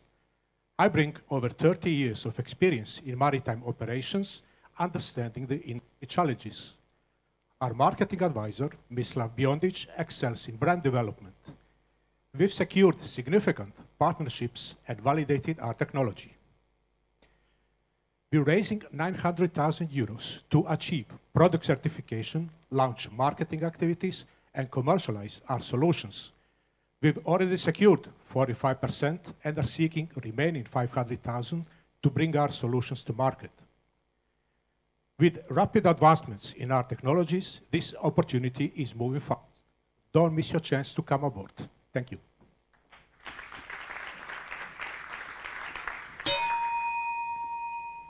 So can you explain in terms of R&D, how far are you with your product? Like, is it finished, or do you have a working prototype, or yes, where are you? It's a very good question. So beginning of the next year, we start testing in the operational environment. So the relevant environment testing is done already.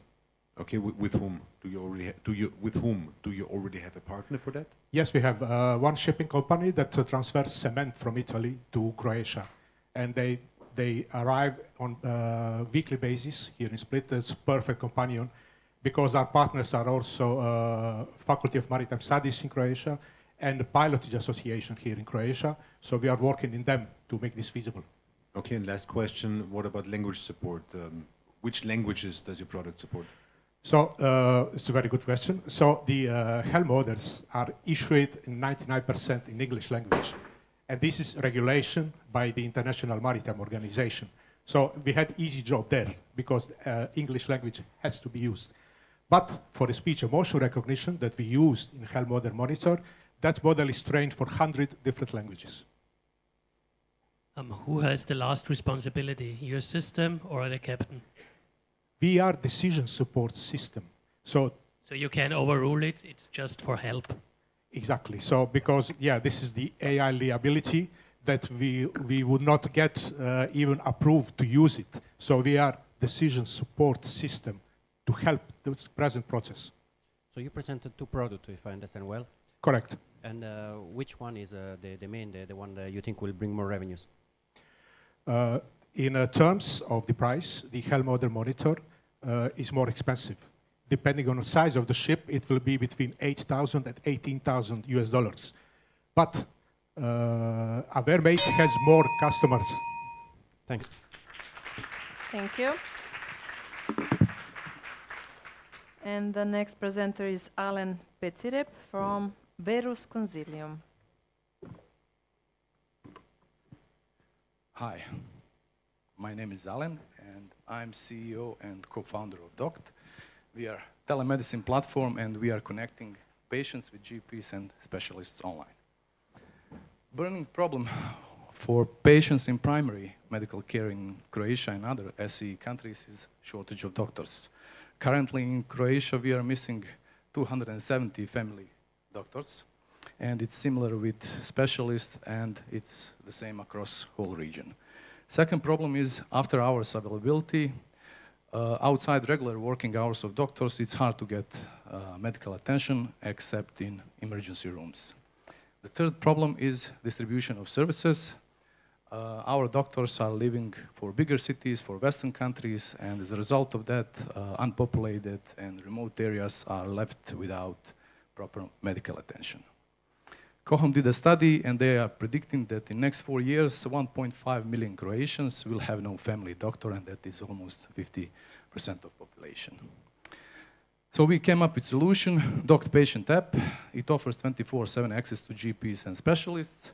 It has unparalleled convenience. You don't need to break up your schedule. You don't need to commute, to wait for a doctor. In a matter of minutes from anywhere, with just mobile phone and stable internet connection, you can talk to one. Our product has simple and sleek design. You can talk to a doctor via video call, upload multiple medical records, and everything is, of course, safely stored and secured. Our business model has 3 major revenue streams: B2C subscription, B2C commission, and B2B assistance service model. You can see below their contribution in our revenue plan. We are mainly focusing on B2B assistance service model, and it's part of some financial and banking products. We differentiate from our competitors with our 24/7 support and highly user-centric user experience. Worldwide market is 98 billion euros annually, and it's predicted to grow by a CAGR rate of 70.4 by 2030. In EU, it's 18 billion euros. It's also predicted to grow by CAGR rate of 18.4, and we are targeting market of SCE and plan to capture 10% of that market. Team is consisted of specialists in IT, medicine, and telemedicine. We have traction in Croatia, and we plan to go over 500,000 euros in revenue in next year. And we are looking for strategic partnerships. We have already one in Netherlands, or for investment, which we plan to invest further in product development, team expansion, customer acquisition, and AI integration. And final thought, help us become #1 SE platform for specialists and GPs consultations in SE. Thank you. Questions? If I got it correctly, so you have a real physical doctor on the other Correct. side of the line. Correct. How do you want to ensure the 24-hour service? So we are providing 24/7 service of general practitioners, depending on, of course, on volume of the calls. We are having different number of doctors every month on the line. But you get routed whenever you call, so you don't have Doctors a special. are available in their own shifts. Okay. So let me ask, I just Google doctor patient app. The first comes up is Doctor in Croatia for tourists 24/7, seen in 15 minutes. Up-to-date subscription, virtual doctor schedule at www.airdoctor.com. Doctor on demand, patient. Yes, so there are there's- many competitors. Exactly. How are you better? We are, as I said, we have 24/7 service. None of them is offering 24/7 doctor of general practice on the line. As I said, currently in Croatia, it's a huge problem to get general practitioner, huge waiting lines, and especially in some other specialties like orthopedics, pediatrics, it's hard to get doctor. But we currently provide only 24/7, and it's part of some insurance policies as voluntary health insurance policy. We are just launching one product with one bank here in Croatia next year.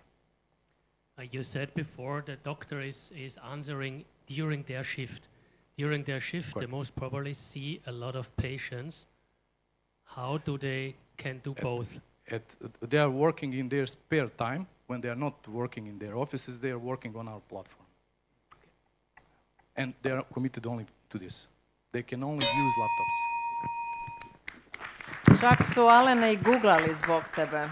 Moramo isključiti internet. Super je bilo. Next presenter is Neno Dodig from Apex Academy. Hi all, my name is Neno Dodig and I'm one of the 4 co-founders of a company called Apex Academy. Currently, we have an excellent team of 12 IT professionals. We are also a Salesforce consulting partner and we have been working as a Salesforce agency for the last few years. Now, for those of you that do not know anything about Salesforce, it's one of the biggest and largest CRMs in the world. It has 150,000 customers and has an annual revenue of about $34 billion.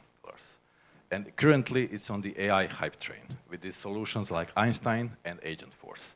They have great solutions for their large customers, but they're small businesses and small customers. They are very limited and they almost have no offering for them. This is where we come in. We created an AI platform for Salesforce called Happy. We are a Lego block platform, so that means that you can use it out of the box. You can add your own components, you can replace existing components and only use some of the components. We are compatible with Salesforce AI, but we are also independent. So we are targeting small and medium businesses who want to enhance their business with AI functionalities. Also, we are targeting developers who want to create their own applications for Salesforce, but we have already solved most of the problems for them. So with Happy, you can go no code, low code, you can go crazy with the code. You can mix and match different AI providers or your custom AI provider. We take care of the security layer, database layer, connect layer, like for example Jira or Confluence. We also add access to the internet and the search engines to your AI models even if you don't have them. You only have to think about the rapid implementation of your AI features. This slide I'm just going to scroll quickly. These are just some of the features you can do with Happy. Now, what our plan to market, we plan to put it on App Exchange. It's a store for Salesforce applications. And we are going to first offer a free version, our core framework. And then after that, we are going to offer paid extensions and some free extensions. By free version, we are going to try to create traction with the customers. And then later, we are going to offer additional extensions. They are going to be paid subscription-based. And also, of course, we are going to offer support and additional features to our free version. So we have an excellent R&D, but where we are lacking is sales and marketing. So we are also searching for some partner that has connection with Salesforce clients that's going to come into joint venture with us. And also we are searching for a friendly customer that we can showcase all of our functionalities. Yeah, and until then, be happy. Yeah. Thank you. So your products work exclusively with Salesforce, or? Yeah, our product works exclusively. We are planning another one that's going to be agnostic, but this one is just for Salesforce. Okay. And what is your pricing policy? How much do you expect to make? Yeah, so the core version is free, but our extensions will be between 10 and 25 euros per user per month, depending on the complexity and demand for that. Okay, and how many users do you think you can get in Croatia and in other countries? In Croatia, not so many. As agency, most of our clients are international, like Netherlands, UK, and so on. So, yeah, we are mostly focusing on the EU. Yeah. Okay, and what's your client acquisition plan?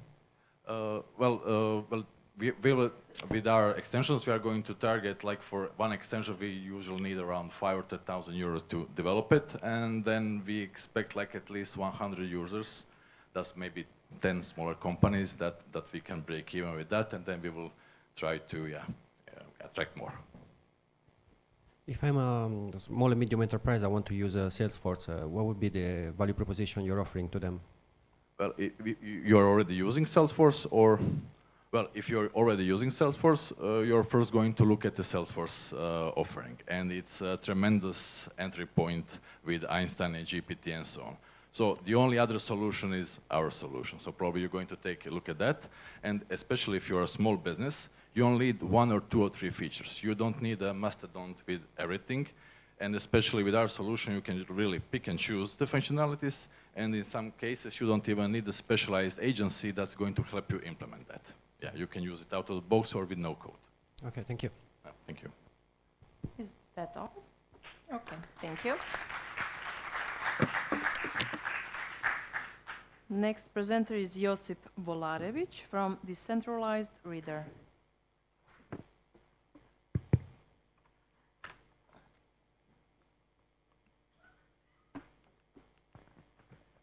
Hi everyone, I'm Josip, founder of Genesis, team which is one NME, sold an IP to Amazon and work for Marvel, Disney, Nickelodeon, Netflix, and the like. And we figured that we live in the era of gatekeepers. Netflix, Amazon, Hollywood decide what's produced, and to be honest, they do a terrible job. They commission remakes after remakes, producing 1,500 movies each year, and with 80% of movies failing, they're too scared to innovate beyond a 39th Godzilla remake. In this entertainment Meanwhile, independent creators of original content like scripts, movies are completely locked out of capital. And in this entertainment market, we foresee an opportunity by putting the power into the hands of consumers, making content they want to see, and rewarding them for taking part. So we're built Genesis, a platform where people can invest into stories and creators can raise funds with zero overhead. And this is a brief demo of the app where people can browse through, discover new upcoming talent and stories. They can choose to back the project, invest into it, and as the creator or story becomes profitable, they reap the benefits. Initially, we leverage crypto communities because they're heavily engaged with the brand's success. Crowdfunding with token issuance is one of the biggest unlocks in crypto to date, and we enable users to get the maximum ROI for investing into story as early as possible while they're still just a script or concept art. But Daddy, how are movies made? Well, son, when you think about it, most of the shows or movies you enjoy actually started as comics or books, which could be considered a pre-seed stage of a story or an IP. As a matter of fact, Netflix even has a dedicated filter called based on a comic or based on a book. Think about it. Spider-Man, Batman, Superman started as a comic. Lord of the Rings, Game of Thrones, books. Smurfs, Lucky Luke, Umbrella Academy all started as comics, and One Punch Man, One Piece started as a manga. And for context, Walking Dead started as a comic, and it generated over $1 billion in revenue to date, with $80 million going to creators. In 2024, we built the first stage of the product, which is Digital Comics Marketplace, which now has over 6,000 registered users, which bought 12,000 digital comics and generated over $200,000 in revenue to date. The numbers are a little bit outdated. And we have over $400,000 in licensing deals and partnerships locked for 2025. And lastly, as Gary Vee said, within 5 years, influencers will have more power than the streaming giants, which is to say that creators and influencers now have access to mass distribution and global reach with the rise of social media like TikTok and Instagram. The question is, which platform these creators will use to monetize and capture the following and audience they have? Like if Mr. Beast wanted to launch a reality show, would he use Kickstarter to raise $5 million to make it? Or maybe Janice.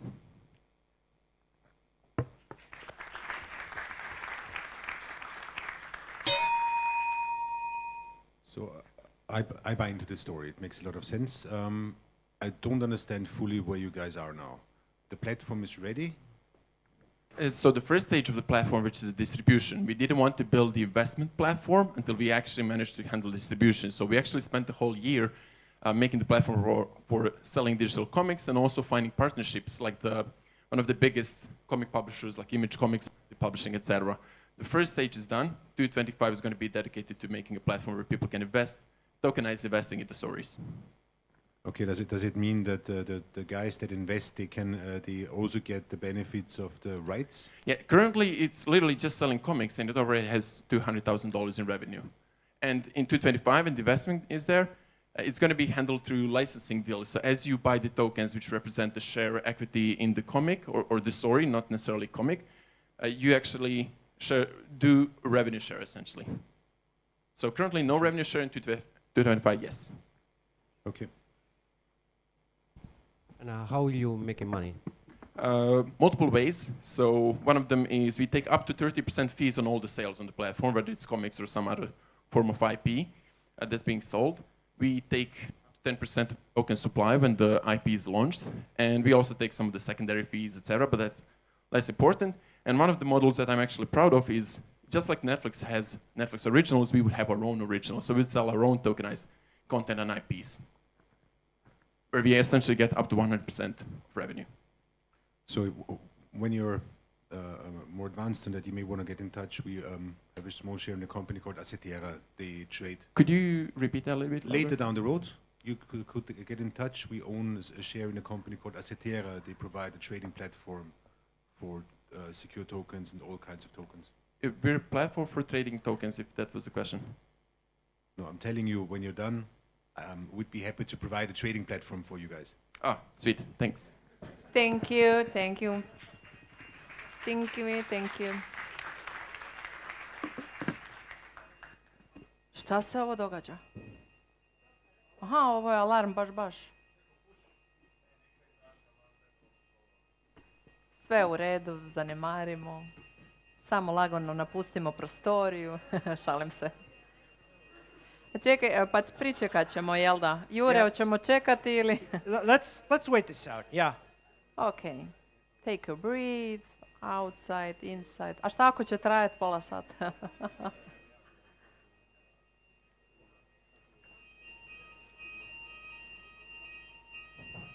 We will wait. Maybe it will stop. I mean, that's just my luck, you know? You're a lucky guy. Do you guys just want to listen right now?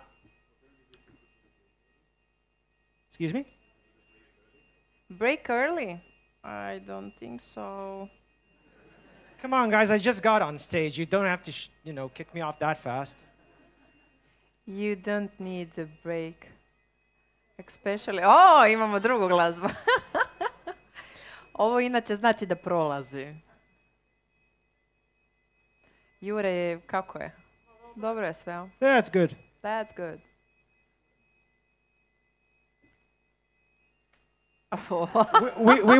we were told that should be passing now, but I don't see it going anywhere. Gospodine, možda vi znate koliko to obično traje kad se upali? Jel? A, dobro.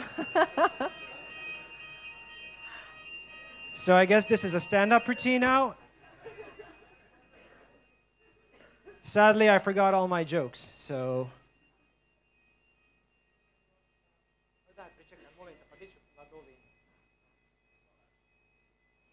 Koji ton vam se najviše sviđa od svih ovih? Ovaj ili onaj prije? Oh, I really like the one after this one. After this one? Yeah. When the silence comes.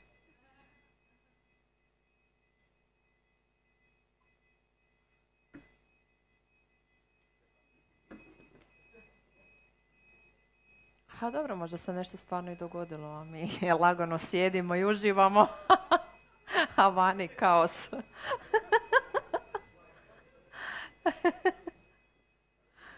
Ej. Dobro, imamo još 3. Je to? Oh, cool. Whoa, hurry. Okay, All right, Jure we Granic can get Scander, started. wait, Jure, wait, Jure. Jure Granic Scander from Warp Code. Go!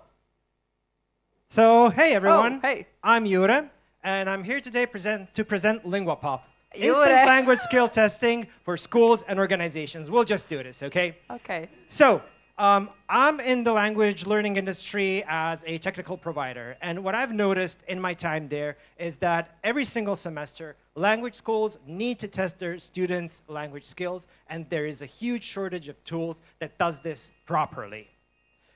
What we have right now is a situation where schools do a lot of manual work through paper-based tests or Google Forms, and this is primarily because most modern tools are really hard to access, both for the students and the schools, and they usually only serve the English language, leaving other major languages underserved.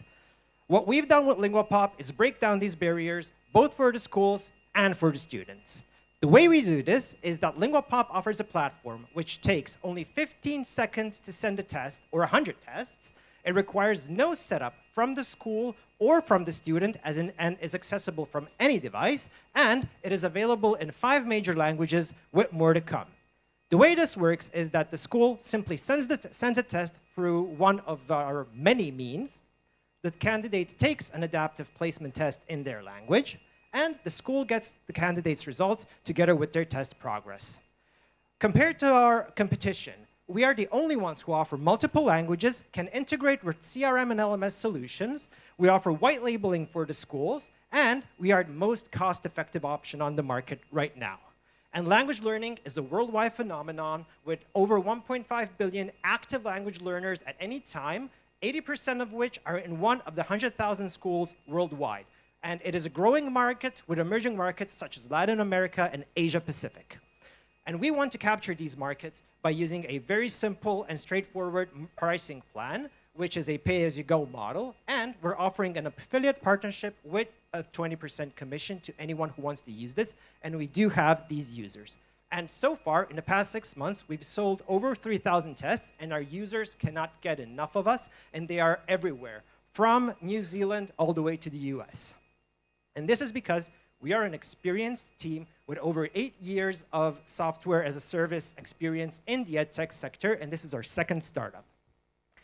From the Accelerator Grant, we want to build brand awareness, which means going to marketing and conferences where we would be talking to decision makers. And with a 200,000 euro investment, we want to acquire 100 new users and expand into the B2C marketplace. And what better way to show you how LinguaPop works other than for you to take the test directly. Here's an English test of LinguaPop. You can try it out, and please let us know what it looks like. Thank you very much. Bravo, Jure. Super. So can you explain to me? I know in the US as well as in Austria, like foreign language testing is actually regular. Great question. Okay, so I know the answer to that. So what you're talking about is language assessment, okay? And that is the end test. What we're doing is the entrance exam, where schools want to determine where to place, in which group to place their student. And this is an extremely underserved market, whereas the actual assessment is very heavily saturated. Okay, and, I mean, currently they're using their paper tests, right? Yes, they're mostly using paper tests, Google Forms, or their own in-house solutions, and we've moved our current customers away from that quite successfully. Okay, given that most schools are not the most innovative environment, how do you do that? So we really just showed them how easy it is. We have focused extremely on the ease of use and the user experience, and the schools really love it. We also offer them various integrations into their existing pipelines. For example, if they even use a Google Forms sign up, they can use Zapier to actually connect to LinguaPop and automate the entire process, so they don't even have to think about LinguaPop at all at certain points. And we actually did notice that even schools who are a bit more technically inclined really love this, especially due to the integrations, because they do it all by themselves. They don't even ask us anything. They just start using it and set and forget. You mentioned the price of €2 per test. How many pupils are starting and how much will that be for one school? So every school has about 1,500 to 1,200, let's be realistically, new students. And out of that, they test the majority of them at the beginning, right? And the schools then, you know, that's Eto ga, essentially it. hvala Jure, završili ovaj alarm. Perfect. Eto ga. Ipak tu je. Pod sirenama i alarmom dolazi nam gospođa Vanja Perić. The stage is yours. Vanja is from Accra Deo. Hoće li vam smetati? Hoćete moći? Ma više ni ne čujemo ništa. Hi everyone, we're ImAlive. ImAlive is a live streaming platform for spoken word artists and content creators. We help artists share their work, connect with others, and bring powerful performances to worldwide audiences. Independent artists have a really big problem, real challenge, and that's that they have limited venues where to perform. Mainstream platforms are overcrowded and algorithm-driven, and audiences miss out too. Most of them are looking for curated, authentic experiences, and they struggle to find those in a massive, generic commercial content. We're the solution. So ImAlive is a live streaming platform focused strictly on the artists and their fans. We provide them with personalized channels. There's a live chat for interaction during the streams, and we also allow for donations. Last week, we had a stream from Malaysia where this poet performed in front of an audience across 4 continents. And that's the power that we're able to provide. We do have some competitors. However, more and more artists are moving away from mainstream platforms because they're just not serving their needs. Social media is focused on gimmicks and small clips, Instagram and TikTok, while streaming platforms like Twitch and YouTube are just way overcrowded. So this is where we're different. We're focused on the artists and the fans, and we're bringing them an experience that's focused directly on them. The global streaming market is expected to surpass $50 billion by 2027, and we're here to take advantage of that. Most of that demand is actually driven by demand for authentic and curated experiences. And with over 20 million independent artists worldwide, ImAlive is here to take advantage of that.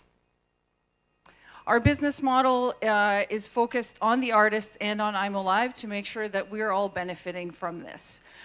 Currently, as of right now, it's a freemium model, but as of next year, we'll be introducing premium memberships as well as ticketed events, and later down the line, we'll be introducing a marketplace as well. This is our founding team. Ivan leads our tech side of ImAlive. He's got over 10 years of web development, gaming, and automation experience. I'm a second-time founder with 1 successful exit. I've got 15 years of experience managing teams, business operations, and Lada tackles all of our design at ImAlive. We're really excited about our traction. We recently launched a monthly poetry series. Currently, we have Voices of the World, which is highlighting different regions of the globe. This has been oversubscribed. This week, you can watch African poets on ImAlive, and we've been extremely pleased with how this is going. And we're seeing investment to grow a team. So, do you need any specialized hardware, or can you use any webcam? Sorry, I missed that. Do you need any specialized hardware? Not at all. So we have 2 options. You can stream through OBS for anybody who's an advanced streamer, or we actually have a built-in studio where it's just a click and go, and that works for spoken word artists the best. Okay, excellent. And second question, you mentioned you had 500 events so far. How many viewers per event? So usually, it really depends. It's a wide range. If an artist promotes themselves, then we have huge for us and them. So our biggest stream had 1,200 viewers, and on average, I would say it's about 20 to 40. And considering that most of our artists are, they're not professionals, they're really happy with this because nobody watches them otherwise. So you mentioned the YouTube and Twitch are very crowded. So your proposition is specifically for artists that want to stand out in a specific niche. Yep. But how do users find you? We find them right now. We're at that phase where, so initially we had a really hard time, honestly, convincing anybody. We're really past that stage. So now we either do something on our Instagram page or we contact artists. So we have our team goes and contacts artists and they come on board right away. So we don't have an issue attracting artists anymore, but it's still direct outreach for us right now. And then it's the artists that bring their fan base. Artists, but now we also have people watching because they've been around a little bit. So they will now watch, like different viewers will watch different artists, if that makes sense. You know what I mean? Like it's not just the fans of the artist. The artists are watching each other now. We're at that phase. And then fans of other artists are plugging in to watch other artists across the globe. And the artists, for the moment, you say they are poets, and what kind of other arts? Just right now, spoken word. Initially, we were really broad, but now just spoken word. Thanks. Thank you. Next presenter is Marin Miletic from Black and White Solutions.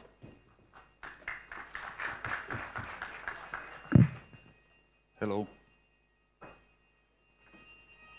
So, imagine a restaurant where no shows and empty tables are thing of the past. Now imagine that same restaurant saving hours every day while maximizing its revenue. That's the future we are creating in Book and Eat. After speaking with restaurant owners from Split, two main problems emerged. A no-show, which costs restaurants up to 25% of their potential revenue, and inefficient table management, which forces restaurant owners to waste time rearranging tables to maximize capacity of the restaurant. The solution is Book and Eat, an AI-powered reservation system which tackles no-shows by capturing payment details, ensuring the guests either show up or cancel in advance. Our AI also optimizes table assignments and layouts based on party size. It works like this. A guest book a table, providing their contact and payment details. This creates accountability. If guest doesn't show, a restaurant can charge a no-show fee. After the reservation is complete, our AI takes over analyzing restaurant layout and availability. For example, if group of 4 is booked and the only available table for them to fit is table for 6 people, the system suggests joining 2 smaller tables for 2 instead to ensure that there is no empty chairs. The result is more bookings, more revenue, and less time spent. Croatian restaurants mainly use those 7 reservation systems, but they are mainly focused on reservations only. We are using AI for table optimization in real time, which saves time and maximizes revenue. The global market is huge and it grows around 10% annually. Our target is Croatian market. Croatia alone has 17,000 restaurants who can use our reservation system. We are operate on subscription model at 50 euros a month per restaurant, and by the end of 2025, our goal is to have 300 restaurants on board. Our team has more than 7 years of experience delivering digital solutions, with last 2 focused exclusively on the restaurants. We launched in July 2024, and we already have 10 active restaurants, and we also created a pipeline of 50 potential restaurants more. We are seeking 300,000 euros, which will bring us 1,000 restaurants by the end of 2026, and the money we will use for implementing new features like this and for marketing purposes. I'm Marin from Black and White Solutions. Thank you for your time.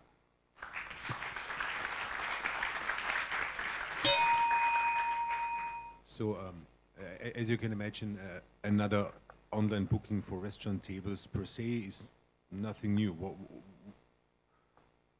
What differentiates you is that you can organize tables better, or like what differentiates you from other online booking, which are plenty? The difference is AI, which saves time on repetitive tasks. Okay. You said you already had 10 restaurants, but isn't it most important to get the consumers on your platform so they actually book tables? Or is it Can you repeat, please? You focused on how many restaurants you already have as clients, but isn't it as important or even more important to get the customers, the guys who want to book a table on your platform? No, basically the booking system from the side of the client or guest looks the same like every other booking system, but the key here is time saving for the restaurant owners on repetitive tasks. That's the idea. Okay, so you need the restaurants to integrate you to Google, so that if a guy, how does it work? How does a guy who wants to book a table end up on your platform to book a table by your platform on the restaurant? So basically, the guest book a table, and our system is linked to every restaurant. And guest book a table, and on the other side, basically the guest or the staff, the owner of the staff need to check availability and stuff like that, and need to improvise. Okay, but how does the guy who wants to book a table end up on your website? Does he have to know your website and go to blackandwhitesolutions.com to book a table? No, he just visits the website of the restaurant. Okay. Yeah, to the restaurant. So I understand that one difference is that you ask... Okay. Thank you. Now we have a coffee break before the last group. And you have 10 minutes. And you can go outside if you dare. But I don't think so. I think we will stay here. You can go. You can try. Oh.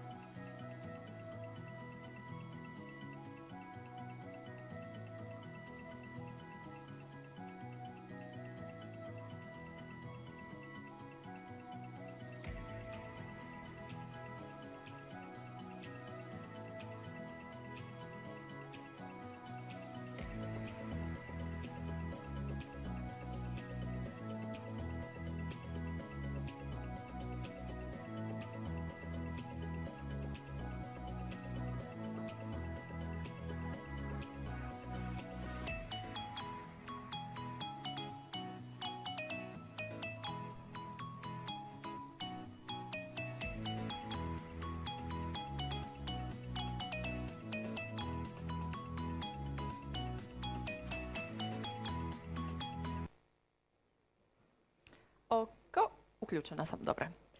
Dobrodošli natrag u naš zadnji blok. Idemo istom snagom dalje, ali ovog puta bez alarma. Kažu neki ćevapčići da su u pitanju, drugi lift. Uglavnom, sigurni smo što god da je. Dobrodošli natrag, zauzmite svoje mjesto. Darko se sakrio iza, slobodno Darko prema stage-u. Pozornica je vaša. Next presenter is Darko Majić from Martic Solutions. Jel imate sve?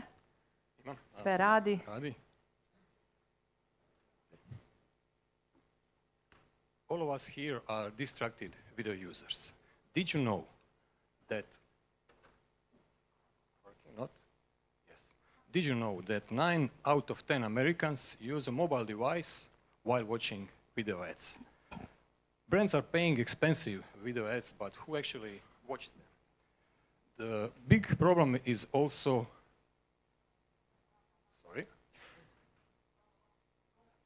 the big problem is also mobile app passive users. How many of us have different mobile apps installed in our devices but not using them very often? And on the top of that, the big problem in marketing industry is the third-party data collapse. While thinking about these three problems, we found out that we have to focus on solutions that will combine interactivity, competition, gamification, and all within the first-party data marketing. I'm proud to introduce you MarketingInApp, our solution that solves those three problems in one shot. In one sentence, it turns video ads and video content into a fun, interactive, rewarding game. The goal is to get a higher view share of video ads, to propel mobile app growth, and to collect specific data from the users. How does it work in practice? Well, it's quite simple. By using your or user's favorite mobile app or chat AI assistant with our integrated solution, user catches different visuals, animated collectibles, we call them video collectibles, and collects points during the campaign. And after the campaign is over, he gets a reward from the marketing of our B2B client. So what is the goal? The goal is to collect data from the user, and the goal is also, as I said, to get higher view share of video ads and to get more mobile app engagement. Of course, everybody says that market is huge. We are talking about total addressable market, but we are focused more, total addressable market is global TV advertising, indoor, outdoor, mobile application advertising, but we are focused on target market, and that's, in our case, sports media, airport advertising, and retail media. We are now in the MVP phase. We bootstrapped the MVP recently. We pivoted 2 times, and we want to make a subscription model while selling 2 packages for our B2B users. The goal is to get a B2C solution in the final turn. Our team is very compatible. We are more than 30 years together in different areas from tech and media, and we are colleagues, friends, colleagues from the university, and also brothers. We are now focused on more clients, more strategic partners, and of course, in the later phase, investors.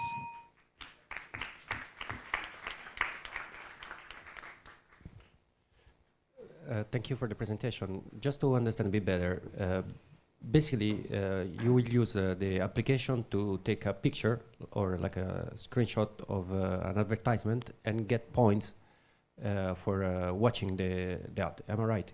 Yes. Actually, from the text perspective, we innovated a new technology, I must say, but we didn't make an IP for it, but we are hiding one new product. We are actually removing QR codes and turning customized, animated, so we have the video recognition segment in it. Any player on the screen or some kind of snake or whatever, with our solution can be made an interactive segment like QR code. That's our technical innovation. Okay.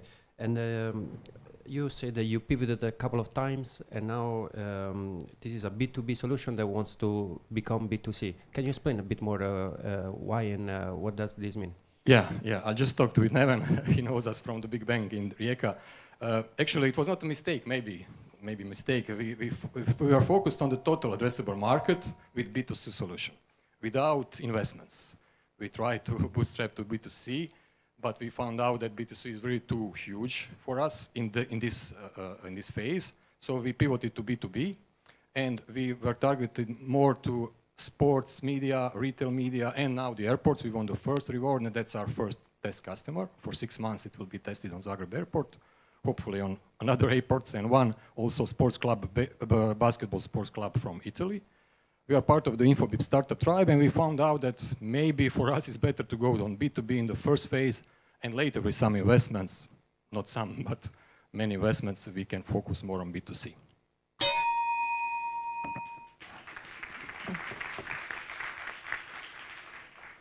Darko, B2 Publica. Thank you. The next one is Vasilia Medan from Dubrovnik to Remember.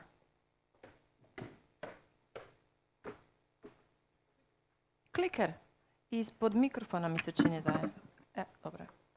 Prema dolje. Tako je. So, as we all know, tourism is one of Croatia's most vital industries, but with the growing environmental pressures and the shift in traveler values, traditional tourism practices are no longer enough. Travelers to the Dubrovnik area want more than just stunning views and action centers.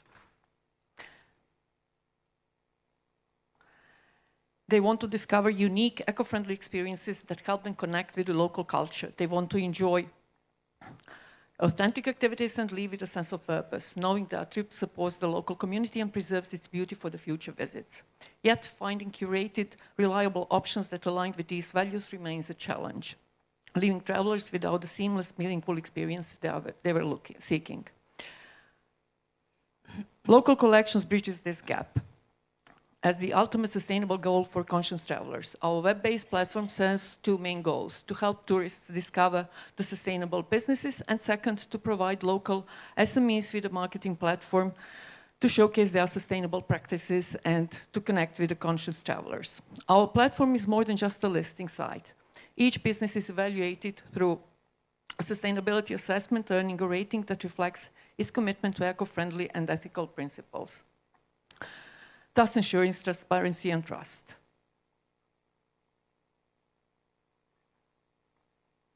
Neće? Prema gore. Evo ga. Dobro. The demand is apparent. Last year, Croatia welcomed 20.6 million tourists and a total revenue of 14.6 billion euros, with Gen Z alone contributing close to 1 billion in spending with only approximately 7% market share. By targeting just 1% of the Gen Z travelers, local collections has the opportunity to reach the market with a value of roughly 10 million euros. Our business model combines 3 revenue streams: commissions from bookings, vendor membership fees, and fixed rates for personalized travel solutions. In the future, in addition to expanding to other regions of Croatia, local collections will also act as an educational hub for SMEs, looking to improve, providing resources, guidance, and tools to help them implement the sustainable practices. Our project is more than just the numbers. It's about reshaping how we travel, what we offer, and what legacy we leave behind. So local collections is not just a platform. It's a movement for meaningful. It's a movement for meaningful, sustainable travel. And with your support, we can start a revolution in tourism in Dubrovnik and beyond, creating a lasting legacy of responsible tourism. So let's make a conscious traveler the new standard. Thank you.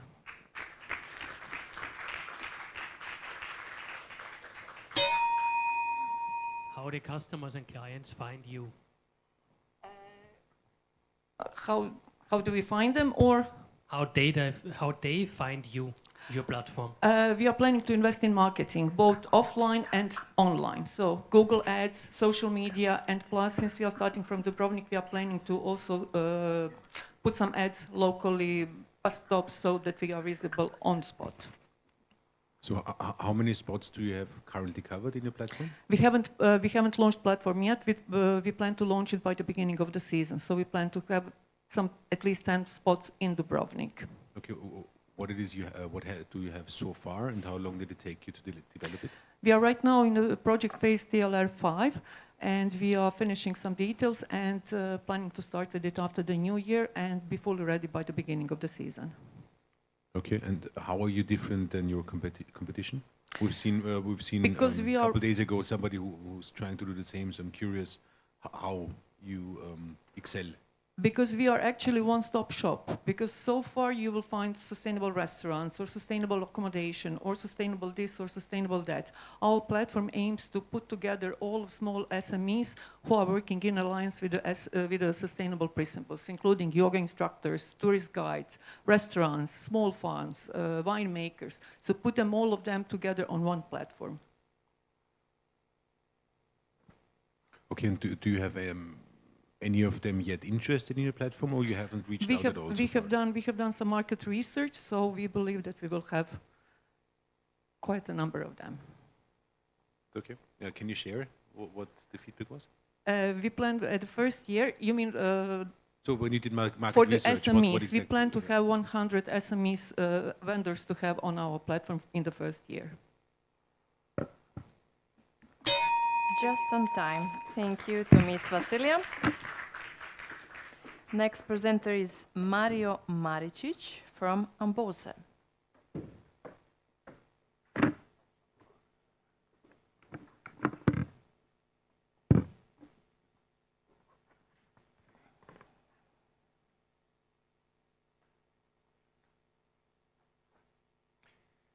Good afternoon, everyone. My name is Mario Maricic, and I'm the owner of company Ambos Limited. I'm here to present to you a product that does not exist at the moment on the market yet. My product is Firebox, an innovative open-type hanging fireplace that uses solid fuels. Ravno tamo probajte. Prema naprijed. Mario, tamo. Rekli ste da radi su, okay. Ha, to sam rekla prije. I believe it's made of pressure vessels carbon steel, and it combines minimalism and industrial design. Yeah. It is made, I believe, is an excellent choice for any home interior, and by the end, I hope I will convince you as well. Yeah. The prototype of this fireplace was made back in 2013, and by now we had tested the product many times in various conditions. This fireplace has simple design and it's easy to install. It has spark protection, and unique design makes it safe to touch, especially safe for children. Yeah. All additional equipment is fitted within the fireplace. It eliminates smoke better than other similar products. The most important thing that the product gives 4 times more energy than other same hanging fireplaces. Yeah. It's more efficient than other hanging fireplaces. It has possibility to connect to heat pumps, underfloor heating, and hanging and heating and radiators. The expected price of product is estimated 8,500 euros, and the estimated cost of materials is required 22,000 euros, 100 euros. My product is the first fireplace of this type made in Croatia, and I see great future for this product. Last year we put this prototype on social media. In just 1 day of this launch, the product hit over 1,200 views, quite impressive. Many positive reactions from several famous Croatian designers. Also many potential buyers saw it as visually pleasing and highly functional. At the end, the product of this fireplace is simple, but any further development requires investment in machines to speed up production process and increase precision. I hope you will recognize my efforts and product performance. I hope that you will support further development. Taman, skužili su što trebaju. For listening. Thank you for the presentation. A couple of questions. You said it's more efficient, 4 times more energy delivered. Why? What is the technology behind it? The story is about hanging places, hanging fireplaces, and they are just made like only for like designers, and they don't have enough space to do what I make. I put the coil inside, and I have a chambers around, and that chambers are actually for that coils, yeah. And from there, from them, I put the water out, and it's really secure for using it. Do you plan to sell it yourself or to sell it to other manufacturers? I want to sell it by myself. So I have other blueprints and three blueprints for other. I didn't make them, but yeah. Okay, and how about the manufacturing? Are you able to manufacture the? Yes, I'm able, but that is really raw, and I wanted to increase, like, to make it like really nice, yeah, and that's it. What I think. Yeah. Okay, so when do you think you will be able to get on the market? I can do it. I don't know right now, yeah, but it's not enough, and it's too slow by now. Yeah. And last question, just out of curiosity, how did you come up with the idea? I start to put the other fireplaces, which was actually fire orb from America, and also focus from France, yeah. So I see it. Thank you, Mario. Ne brini, sve su razumjeli, sve si bitno rekao. Ubila trema. I mene svaki put prije početka, pa onda sve ponovo. The next presenter is Edis Tabaković from Inc. Idete, čao. Thank you, Jelena. Hvala što ste došli. Dear Jelena, I would have a little task for you. Can For you me? please you have 3 minutes. You can tear it in half. Thank you. Okay. Opa. Sorry. I'm here. Thank you. Yes. I'm from company Inc. I'm Edis. We have, interesting. We have simple innovation in a field of augmentative and alternative communication. Now, what is augmentative and alternative communication? One of the best examples is Stephen Hawking. With his ASC device, he was able to write books and new theories with just movement of his eye. But those are high-tech devices. We have simple innovation in a low-tech department. What we have created? We have created simple device. One recordable message, one press, records again, replace the message like that. These kind of devices already exist on the market. Not only that they exist, they are almost the most commonly used ASC device in the world. So why are we reinventing the wheel? Almost all of them existing devices on the market have the same recurring issues. They're using alkaline batteries. It's a hassle, it's a cost, it's not eco-friendly. They don't have any kind of textual or visual feedback, which is quite important for a wide area of users. And they have no advanced functions like mobile app connectivity or any kind of wireless connectivity. And at the end, we can solve all of these issues with existing price tag and fit in there. A little bit about our expertise. We are a company, we exist for 5 years on the market, dealing with sensory rooms. So our main goal from the start was children with disabilities. We already have a little product in ASC, which is launched in the beginning of this year. It's quite language dependent and selling quite well in Croatia. And it's pretty much 500 sets of this kind of materials which are untearable. Okay, like check. that. You can try. So, and that's only 2 key selling points. Untearable, ready to use. We have similar key points with this new product. We try to keep it simple. Regarding our team and the market, we are only 5 people, mostly from economic background and engineering background, but our expertise is the leverage.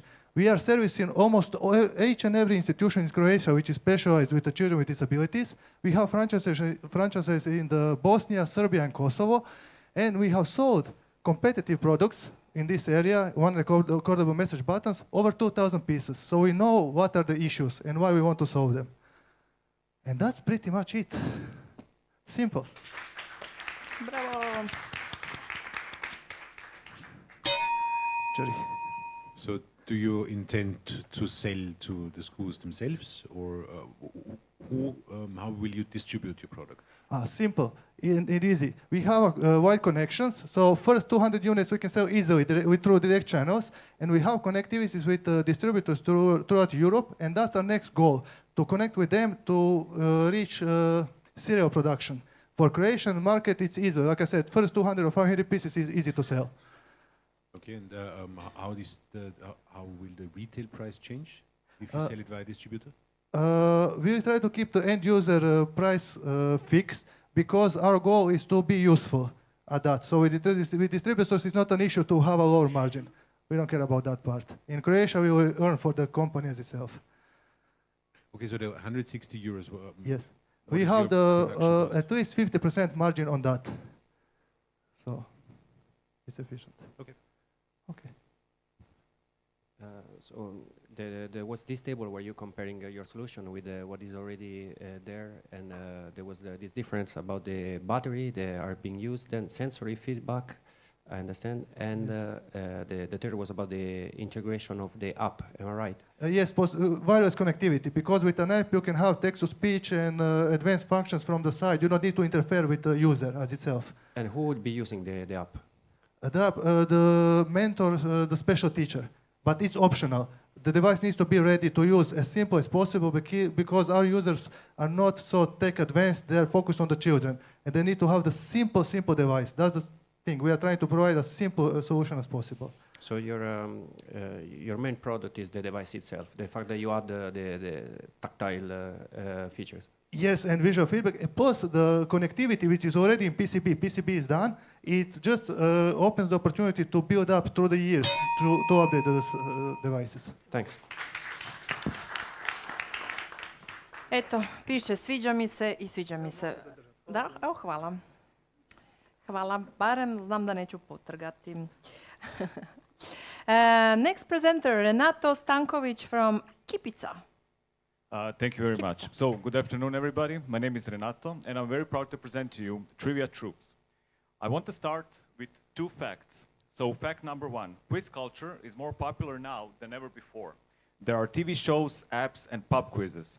That's because people love to compete, and they love to test their knowledge. Fact number two, board games are more popular now than ever before. Almost everybody loves board games because they're fun and immersive, and you can play them with your friends. However, there is something strange. In the digital world, nobody yet managed to successfully combine the best and most fun elements of quiz games and board games. In other words, there is an entire product line missing. So, we are creating a new game called Trivia Troops. It is a quiz game with board game mechanics, with matches that last about 15 minutes. Our prototype looks like this. Just imagine chess with trivia elements. It has thrilling battles where your knowledge is power. Now, when we created the concept for the game, we researched how people are perceiving the apps that are currently on the market. We found that all free apps for quiz games, apps for board games, have those intrusive, unskippable ads. Intrusive ads equals no fun. If we want our game to be as much fun as possible, what can we do differently? So our game will have non-intrusive, in-scene ads. This is a very similar concept like this one on the football stadium during football matches. The result is players will be happy playing the game without interruption while still seeing product placement. This will be our model for business-to-business sales. We will also have business-to-customer sales by creating a system with subscription model for biggest fans and microtransactions for casual players. The core game will always be free to play, which guarantees big download numbers. And truly, the market for this is huge. Did you know that there are 3 billion players already on iOS, Android, and Windows platforms? And it is projected that the market will grow more than 15% in the next decade. So how close are we to our goal? So far, we developed our prototype, we tested our prototype, and created a brand concept. Your funds will help us to expand our team, to fully develop the brand, do a soft launch, and finally, a complete product launch by the end of next year. This is when we expect our first paying customer. Our team is fully committed and 100% believes that our game, Trivia Troops, will be the next popular thing in the gaming world.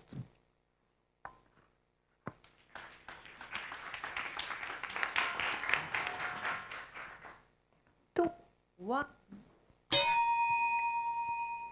do you charge by play or by game? So the game will be free to play for every player. We are counting on the biggest fans of board games and quiz games to pay a monthly subscription to get the content, so extra content will be available in the game. So tournaments, challenges, cosmetics, and different things that you could find, yeah, for that price. Yeah, exactly. And then also we will have microtransactions, which will be available to casual players, so players who only play sometime. And of course, we will have those innovative ads. So for example, even if you're a passive player and don't want to spend money, we will still make some money off of you. Which is your target group? So we have two target groups. First are the players who love board games and love quiz games, or each one of those. So we tested the game multiple times in live events on multiple devices, and we have great feedback. So people actually want to pay us a monthly subscription. So we tested with those target groups, and they suggested that we could charge something between €1 and €2 for the service that we would provide for them. And the second group is casual players. The marketing strategy towards those players would be a typical one that you can find on the available platforms. Am I able to play alone, or is it a multiplayer kind of game? So we have currently created a multiplayer game, but we want to develop a single-player mode, for example, for players who just want to, for example, stop playing, which is not possible in the multiplayer game. So, for example, if you have extra time, Sunday afternoon, you're playing with your children or something else happens, you can pause the game and then continue working. Because it has a strong educational component as well, obviously, so not just competitive one. Yeah. And the content for the quizzes, is it something you develop or you buy?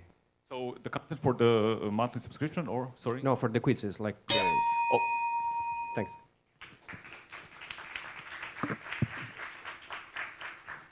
Thank you. Next presenter is Anna Dražul from Nomia system. Hello, my name is Anna. I'm a piano teacher. I'm also the founder and CEO of Nomia. Nomia is the app for learning piano and basic music theory based on my unique piano teaching method invented for children aged 4 to 7. Music training in childhood is connected with speech perception, memory, intelligence, and academic excellence. If we know that the most significant brain development happens by the age of 7, and traditional music education starts after that critical period, it would make sense to start at a very early age. So the main problem we solve is the global lack of music education for young children. With Nomia, kids finally have a way to learn music that isn't boring, and for once they don't have the same content and approach as adults. It is based on expert-approved methodology, requires no prior knowledge, enables instant playing, saves money, and it's available 24/7. Children can now learn a full year of piano and basic music theory for the price of a single private lesson in North America. Compared to the competition, Nomia is the only one which include original materials suggested to children, the ability to play the piano directly on the screen, and it's developed with pedagogical approach. Nomia, it's not just another music app for reproducing songs. It is specially designed gamified method to learn the skill. Nomia is synonymous with quality screen time, and it's uniquely positioned on the growing market, expected to reach $600 million by 2030. Our target customers are primarily parents of preschool children in English-speaking countries, which is around 13 million people. We will offer our customers a free trial, then one-time payment with in-app purchases that include additional challenges for kids available to Play Store and App Store. After testing in an operational environment, we plan to launch Kickstarter campaign to raise funds for marketing. Our further vision is to securing funding and adding new instruments such as guitar. Our team covers development, marketing, financials, legal support, and music production. We invite you to try our game after pitch session. We have 2 tablets here ready. And thank you for giving us the opportunity to present Nomia. Bravo! So let me quickly jump in. On your competition, you failed to mention the Mighty Maestro Pianini. I understand they provide similar services. Have you heard of them? Yes, but we have, so we tested our method for 4 years on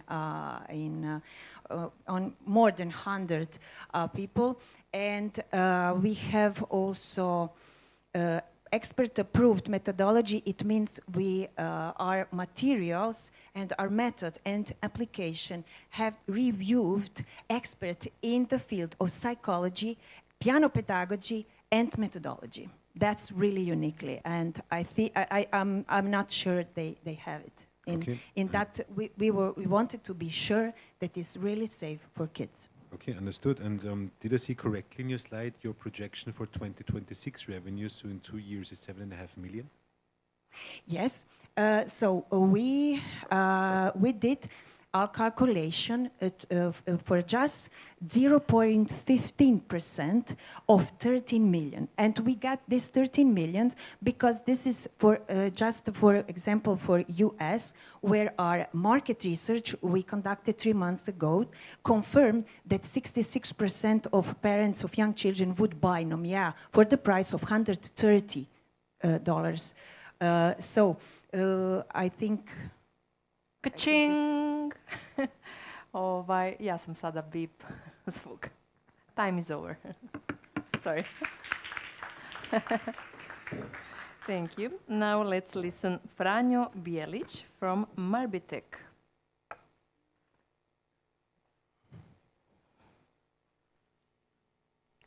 Hello everyone, my name is Franjo. I'm a mechatronics engineer specialized in measuring devices. Today, I want to talk to you about 2 everyday problems in healthcare. On the left, we can see a bedridden patient whose next treatment requires, we know his weight. As you can see, with a normal scale, it cannot be done. On the other picture, we see another common occurrence, which is bed occupancy.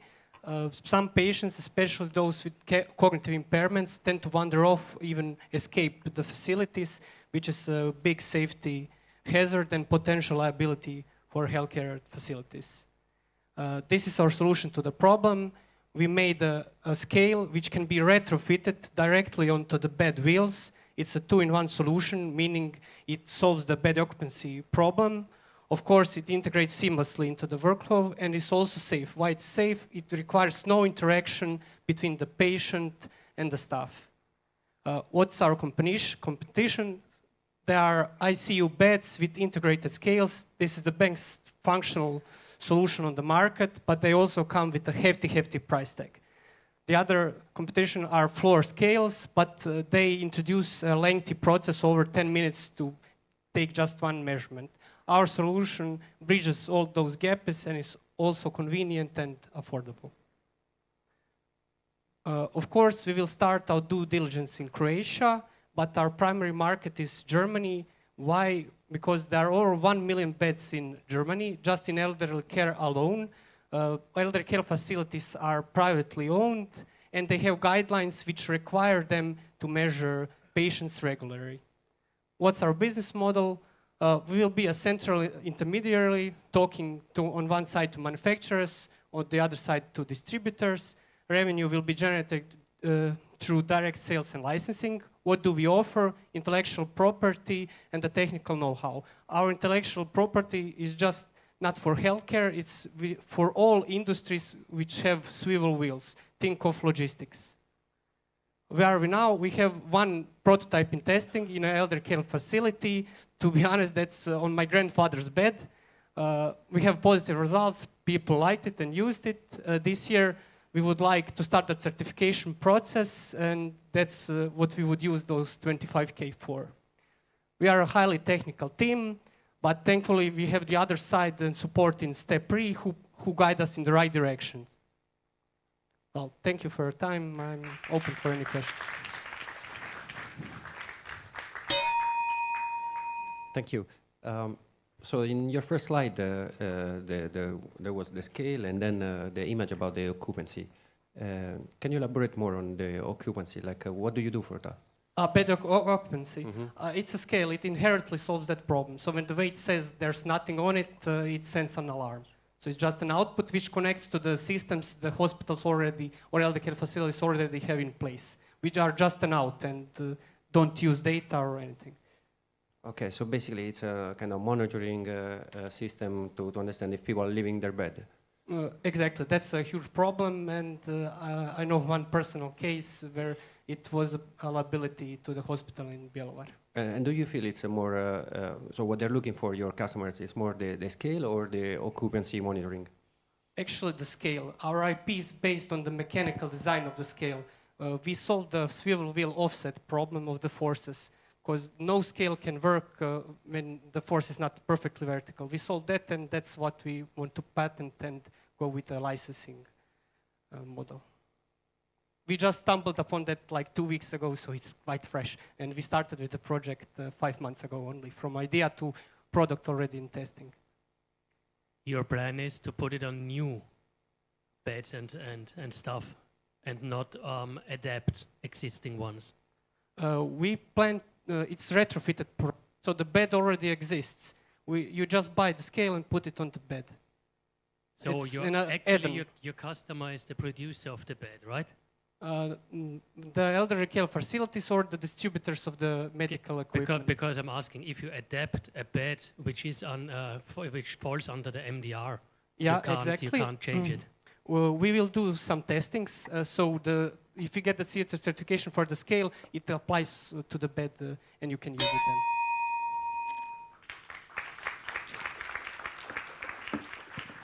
Thank you, Franjo. Next presenters are Diego Ivanovic and Leonardo Martinez from Medusa Technologies. Dolje.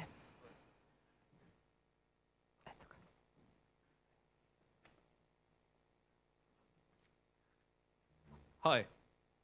This is a chest X-ray scan. It's the most commonly taken medical image. And this one contains coronavirus. Can you see it? It takes a bit of time to detect it, yet this is only a single image. A radiologist looks at more than 100 scans a day. Add to that relevant clinical information, add to that historical screenings, and your radiologist is soon drowning in data. More and more scans are taken each year, while the number of radiologists remains about the same. It's causing a high rate of misdiagnosis and late diagnosis. To fix it, hospitals started implementing AI. Let me show you the current state-of-the-art system. It separates abnormal scans from normal and provides diagnosis. Yet there is one elementary problem with this approach. Let's say an AI system is trained to detect 15 chest conditions.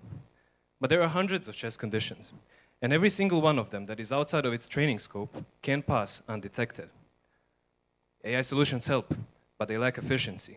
To put it simply, it means that people today don't get the quality treatment that they otherwise could. So, we wanted to zoom out a little bit. We wanted to rethink what an AI diagnostic tool should look like. We've developed a unique traffic light processing system to account for those missing abnormalities. It performs real-time analysis and priority flagging. And since hospitals need two systems, one for general care and one for acute care, we've made world's first hybrid AI diagnostic platform. One tool for everything. Let me show you how it works. We're still separating abnormal cases from normal, but also Medusa is trained to detect those slight shadows in an image. We call these shadows unclassified. Unclassified reduces the chance of misdiagnosis, increases the chance of detecting early stage conditions, and since diseases aren't always black and white, it solves the gray area that radiologists deal with on a daily basis. The current AI diagnostic market is valued at around 2 billion, growing by 30% annually. Our revenue model consists of monthly subscriptions, tier based on the amount of data processed, and licensing contracts for medical device companies. So far, we've made two important partnerships, one with Croatia's leading scientific institute, Ruđer Bošković, and with the second biggest hospital in Zagreb. Here, we're getting data sets, testing our current models, and after the second phase, we're going to apply for a CE marking. join us in rethinking what an AI diagnostic tool should be. Thank you.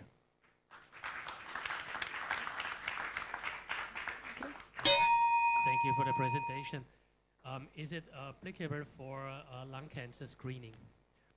So far, we're looking for nodules and masses. So technically, yes, but we're not. Yes, but we're not identifying malignant cases versus non-malignant nodule cases, for example. Okay, but early stages in possibility of lung cancer in the nodules, right? We could do it. We're currently not doing that. We're doing 15 chest disease diagnoses for now. Lung cancer is currently not in here, but we're planning to add it as soon as possible. Okay. So where did you get the images to train your models, and how many did you use? This project was my thesis, where I studied in London, and I turned down the doctorate degree.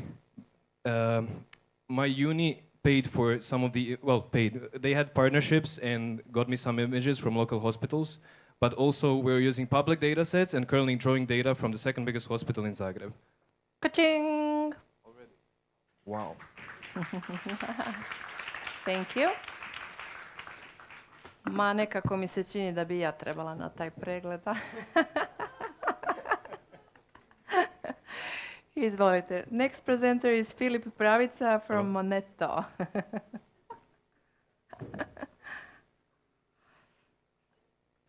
Hello, I'm Filip, and together with Ivan, we are creating Monto.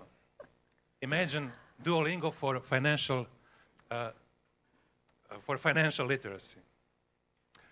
For more than a decade, EU is trying to raise financial literacy, but the numbers are staying low. Don't worry. Just keep on. Nowadays, financials are digital, and nowadays financials are digital, and we are less in touch with the physical money. Our vision is to empower people making smart financial choices for the digital world. We want to provide families a tool which is smart and simple to blend financial literacy with digital everyday banking. We are combining traditional piggy bank with a mobile application, and this piggy bank can be only unlocked on a certain deposit points. Why locking piggy bank? Because it protects our children for handling cash, but also involves all the generations to participate in this platform. Our mobile application is connecting to any bank account and asking users to budget their income and also reflect on their expenses. When money comes in, the application is asking user, is it for needs, is it for savings, or wants? Needs are our everyday, monthly essentials, and savings are encouraging us for setting money aside. Wants are our short-term desires. Those are our goals which are preventing us for impulsive buying. In Croatia, if we focus only on teenagers and their parents, we already have tens of thousands of users. Our revenue we are planning to make from subscriptions,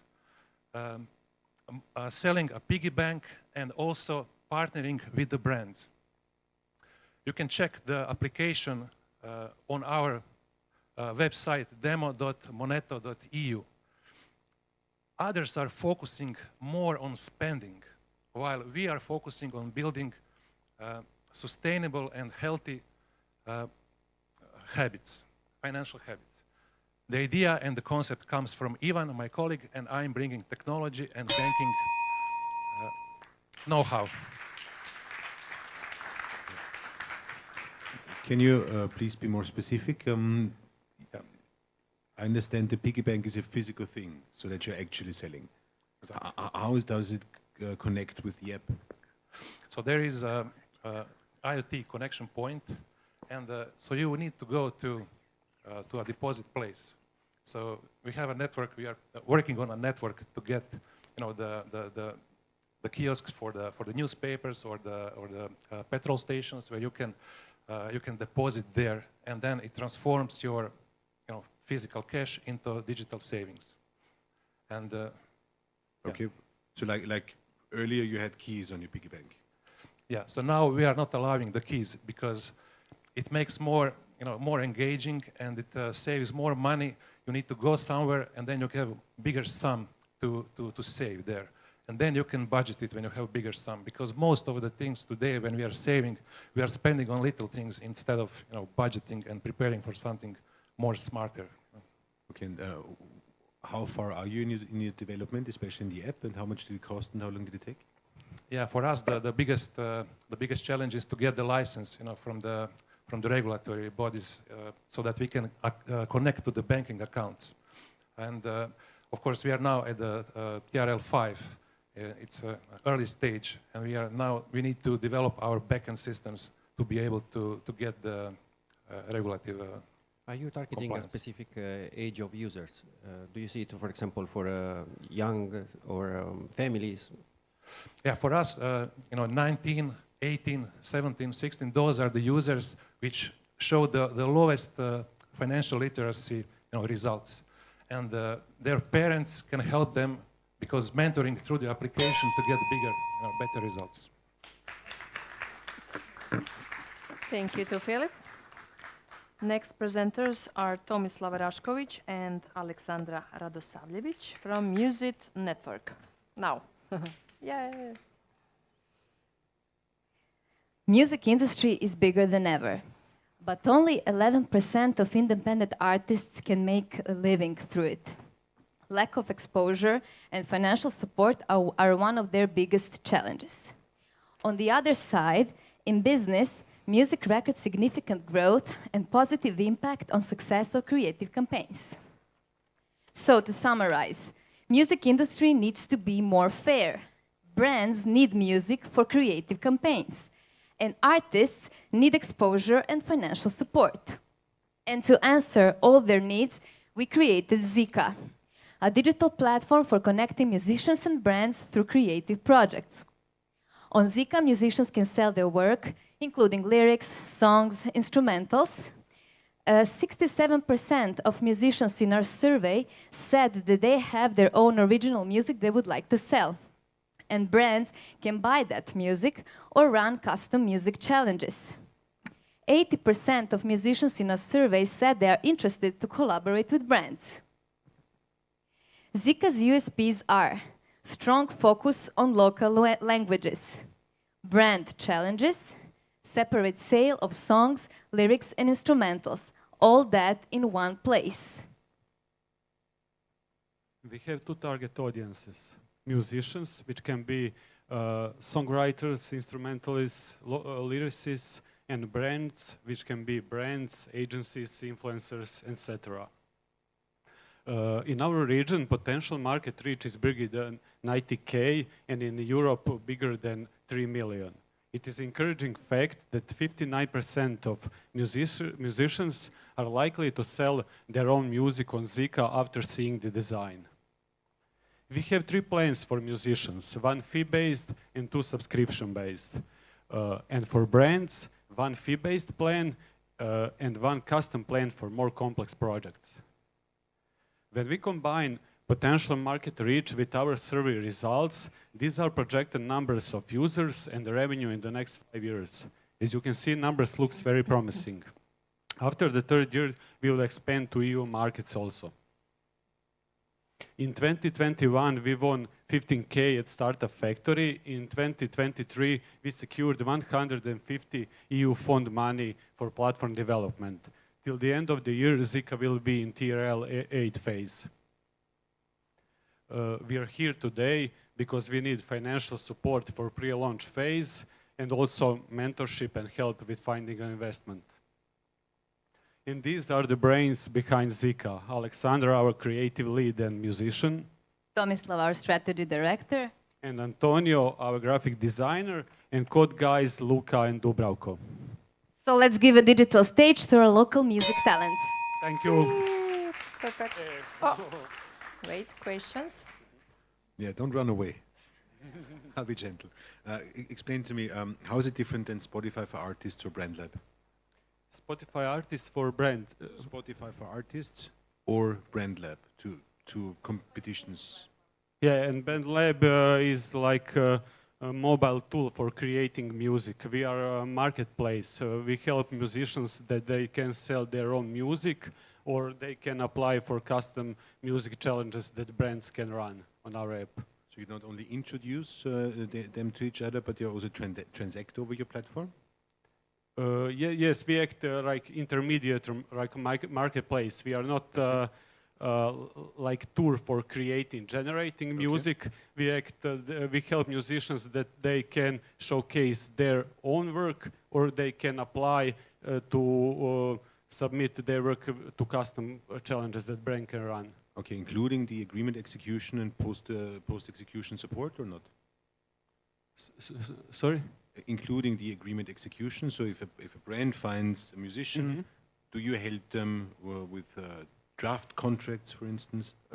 In some cases, yes, depends of the terms of the brief or challenge that the brand will run on our platform, because in the background of the platform, we act as a marketing agency with music specialists that can help brands, and in some cases, we will, as an agency, help brands to find music, because some specific cases are not for like a global challenge that the many artists can apply for. Is specific. Are there similar platforms that work with the brands? Not that much, but there are a few global players that are like English-based for global markets. Thanks. Okay. Thank you. Next presenter is Josipa Prša-Šegota from Bambino Bundle.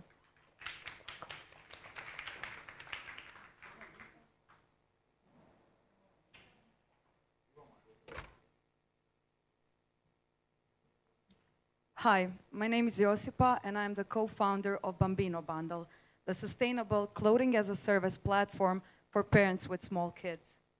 I'm at the age where all of my friends are having babies, and I'm noticing a problem pattern, and that's high cost of buying new baby clothes, which they outgrow so fast. With it comes accumulated clutter, and a lot of those parents live in small apartments. This all contributes to one of the biggest global crises, and that's unmanageable textile waste. Therefore, we are reinventing kids' clothing.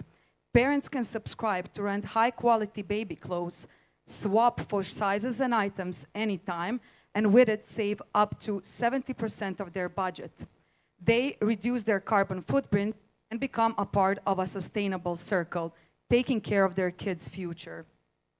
This market is a huge opportunity, and it is estimated to grow 3 times in the next 10 years.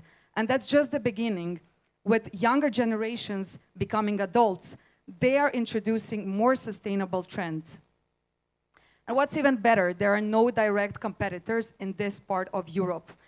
We see some good practices in UK and US markets with their businesses thriving. We aim to become the largest online wardrobe with 0 owned items, starting from a budget-friendly subscription, monthly subscription, and a 30% gross margin. Moms have already given us a lot of positive feedback, and they are eager to start using our services.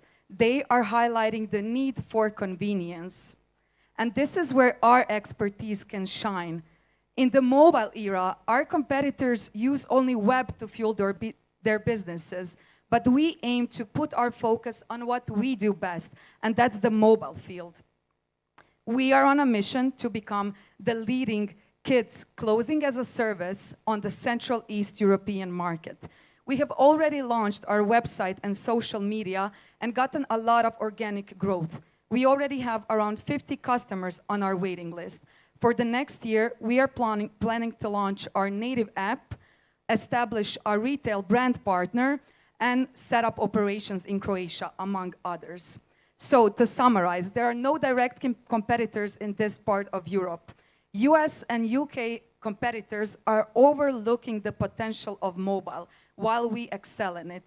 Our partners can enjoy a secondary revenue stream from our secondary market, hassle-free, and they can enhance their brand by joining our green sustainable circle. We are seeking for a cash injection and a clothing partner to join us. So let's open up Bambino Bundle services together. Thank you. Thank you. So you are providing the service to rent it out, the clothes, and when the kid is grown out, you get it returned? Yeah. And rent it out to somebody else? Yeah, that's the idea. So how do you handle that? Do you have a warehouse? Do you wash it and control it? Do you have the stuff already? So the idea is that we get a brand partner or a retail partner who would provide us with their secondary market clothes or clothes that would end up in outlets. So our hub, Bambino Bundle Hub, would take care of cleaning the clothes, making sure that quality assurance, right? Making sure that clothes are wearable. And once they are not wearable anymore, we would make sure that they are properly recycled. So basically, parents don't have to worry about that. So how do you ensure that people treat these clothes as good as if they bought it? Like if they rented it and they don't care if it's damaged or not, how do you deal with that? Can you please repeat, how do we? Of course. If you rent somebody clothes, how do you make sure he cares for them as good as if they were his own? So, I mean, of course, clothes are gonna get stains or some, type of, I'm not sure what's the word, like maltreatment, but that's what we are planning with. So basically, we see that clothes would go through 5 to 10 circles before being unwearable, and some even 20 circles. One circle being how long? We plan for parents to return their clothes after 4 to 8 weeks. So basically every month or two, when the baby outgrows it. 20 circles would be 40 months. I didn't hear it. Thank you very much. Došli smo polako do kraja. The next presenter is Dragica Jerkov from Ekolika Innovation iz mog kraja. Da. Hi, I'm Dragica Jerkov. I've been an entrepreneur for 40 years. I'm trained in Green Bind business solution, and I have a passion for sustainable entrepreneurship. What I find out is the biggest problem in Croatia with the raw wool. Everyone you can find in the karst area. And this is a waste, but that doesn't need to be a waste. So I look globally, what's the problem in the world? And you can see here numbers of the ships in the world and the amount of the wool in the world. We are dealing here with the third-class wool, not first-class wool. First-class wool for textile, nobody is throwing away. By third-class wool is everywhere is in the world is throwing away. They are of the sheep breeds that they are using for food, for milk, cheese, and milk. And they don't know how to resolve this problem.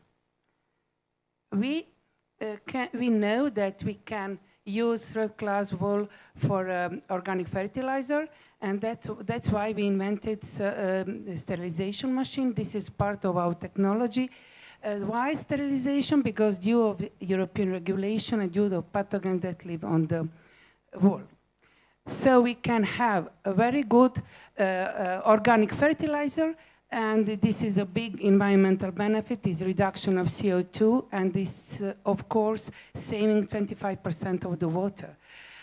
This very safe material now, after sterilization, we can use in agriculture, construction, medicine, and cosmetics.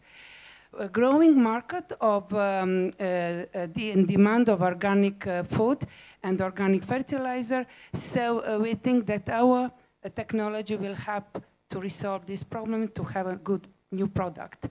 we are focused on the new facilities, new small facilities, industrial facilities based on the 400 tons of the waste wall. And business model is sales of franchise and consulting would understand. These are our roadmap. In 24, we did a very important part of our technology combing machine, and in 25, digitalization and certification. Ecolica is franchise ready for 26. And these are our awards and recognition in these 2 years.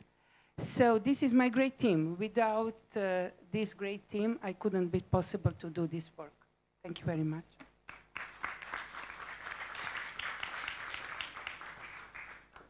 Pričekajte samo pitanja. I will go downstairs. Okay. Thank you for the presentation. Yes. So you mentioned also other industries like cosmetics. Yes. So are these like future applications of? Okay. Now I'm dealing with the technology for our wall, and I didn't know when I started this business project in 2020 that technology doesn't exist. Why? Because the raw wall, a third class, we are dealing with the third class wall. Nobody wants it. This wall is very abrasive, and it must be sterilized. Why? Because there are pathogens on the raw wall, and there can be diseases of the sheep that can be transmitted to the humans. So we patented this sterilization machine in 2023, and that helps us to have a safe product that can be used for other industries, not only for agriculture.